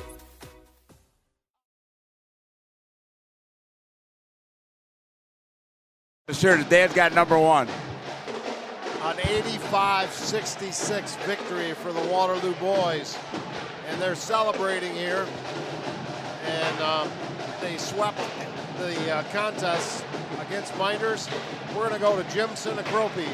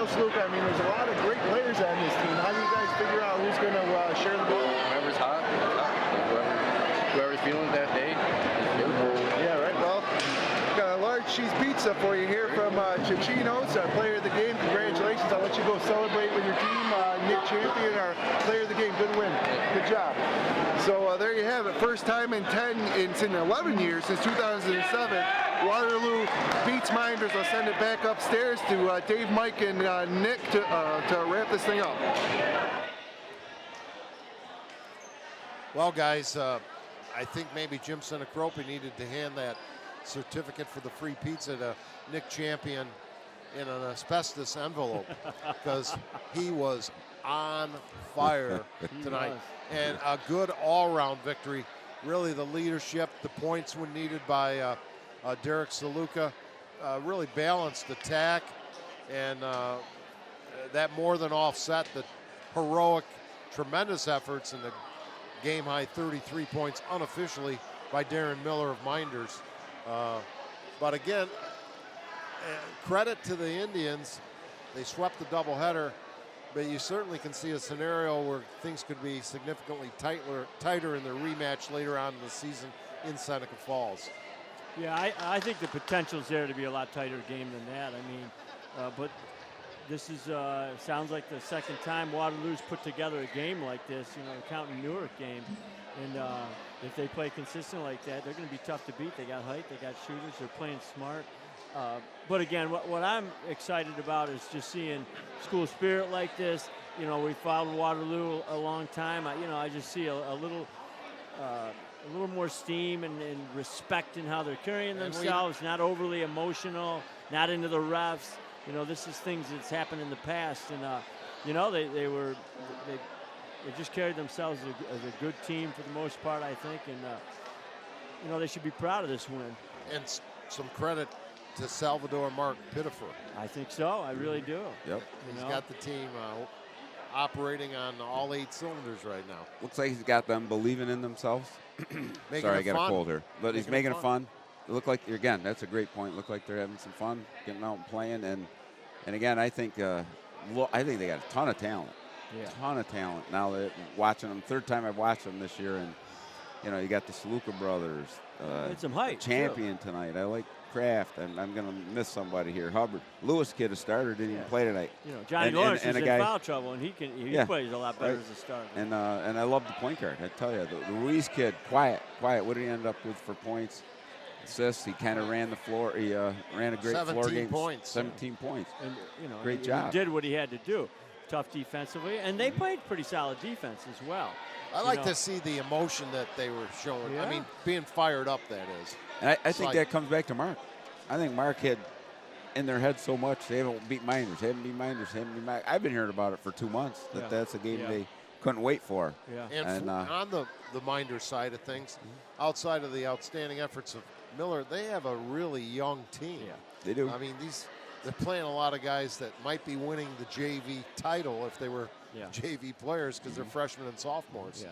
I think, you know, the thing Coach Korzenewski will build on with a young team like that is, I mean, he'll watch tape and find a good possession. There were some good possessions where they're learning what to do. Again, like I mentioned, I know during the girls' game, it's a different level when you're up here playing as far as speed and strength at the varsity level from what you're used to. And you know, these are 15-year-olds playing against, you know, 18-year-olds. Exactly. You know, so some of them 14-year-olds.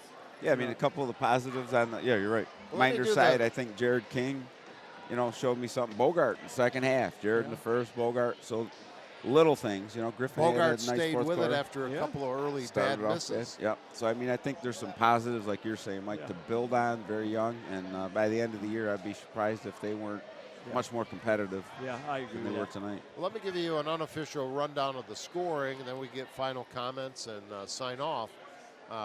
For the Mynderse Academy Blue Devils, Griffin Herron, their point guard, 6 points, all in the second half.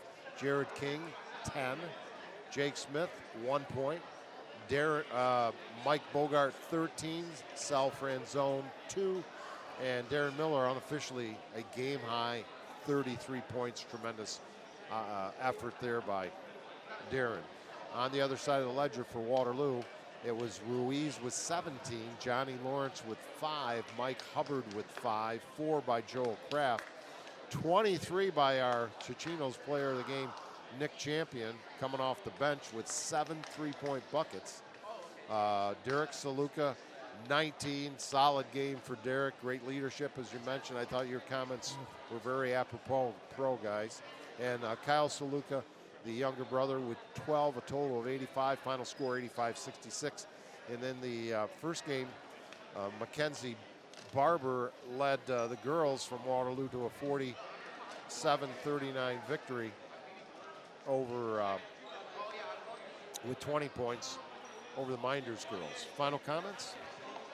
Just excited about this high school basketball. You know, any of these teams can beat anybody. I can tell you this, Waterloo is, they think they can beat Wayne. I know that. They played with them the first half and, you know, just couldn't sustain it. But, you know, Wayne's going to be the cream of the crop for anybody that, you know, wants to consider themselves up top. And I can guarantee you they're eyeing that. You know, you don't want to look too far ahead because you can lose just as easy as you shot well tonight. So, and Mynderse just going to keep building. That's all, you know.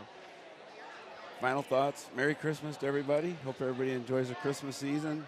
And I'm going to be watching you guys from Florida. I'm going to Florida January and February, so hopefully I'll be back in time for sectionals and be able to get some more games. He's gone 2 and, months. 2 months so you guys better do a good job because I'll be watching you on Finger Lakes 1.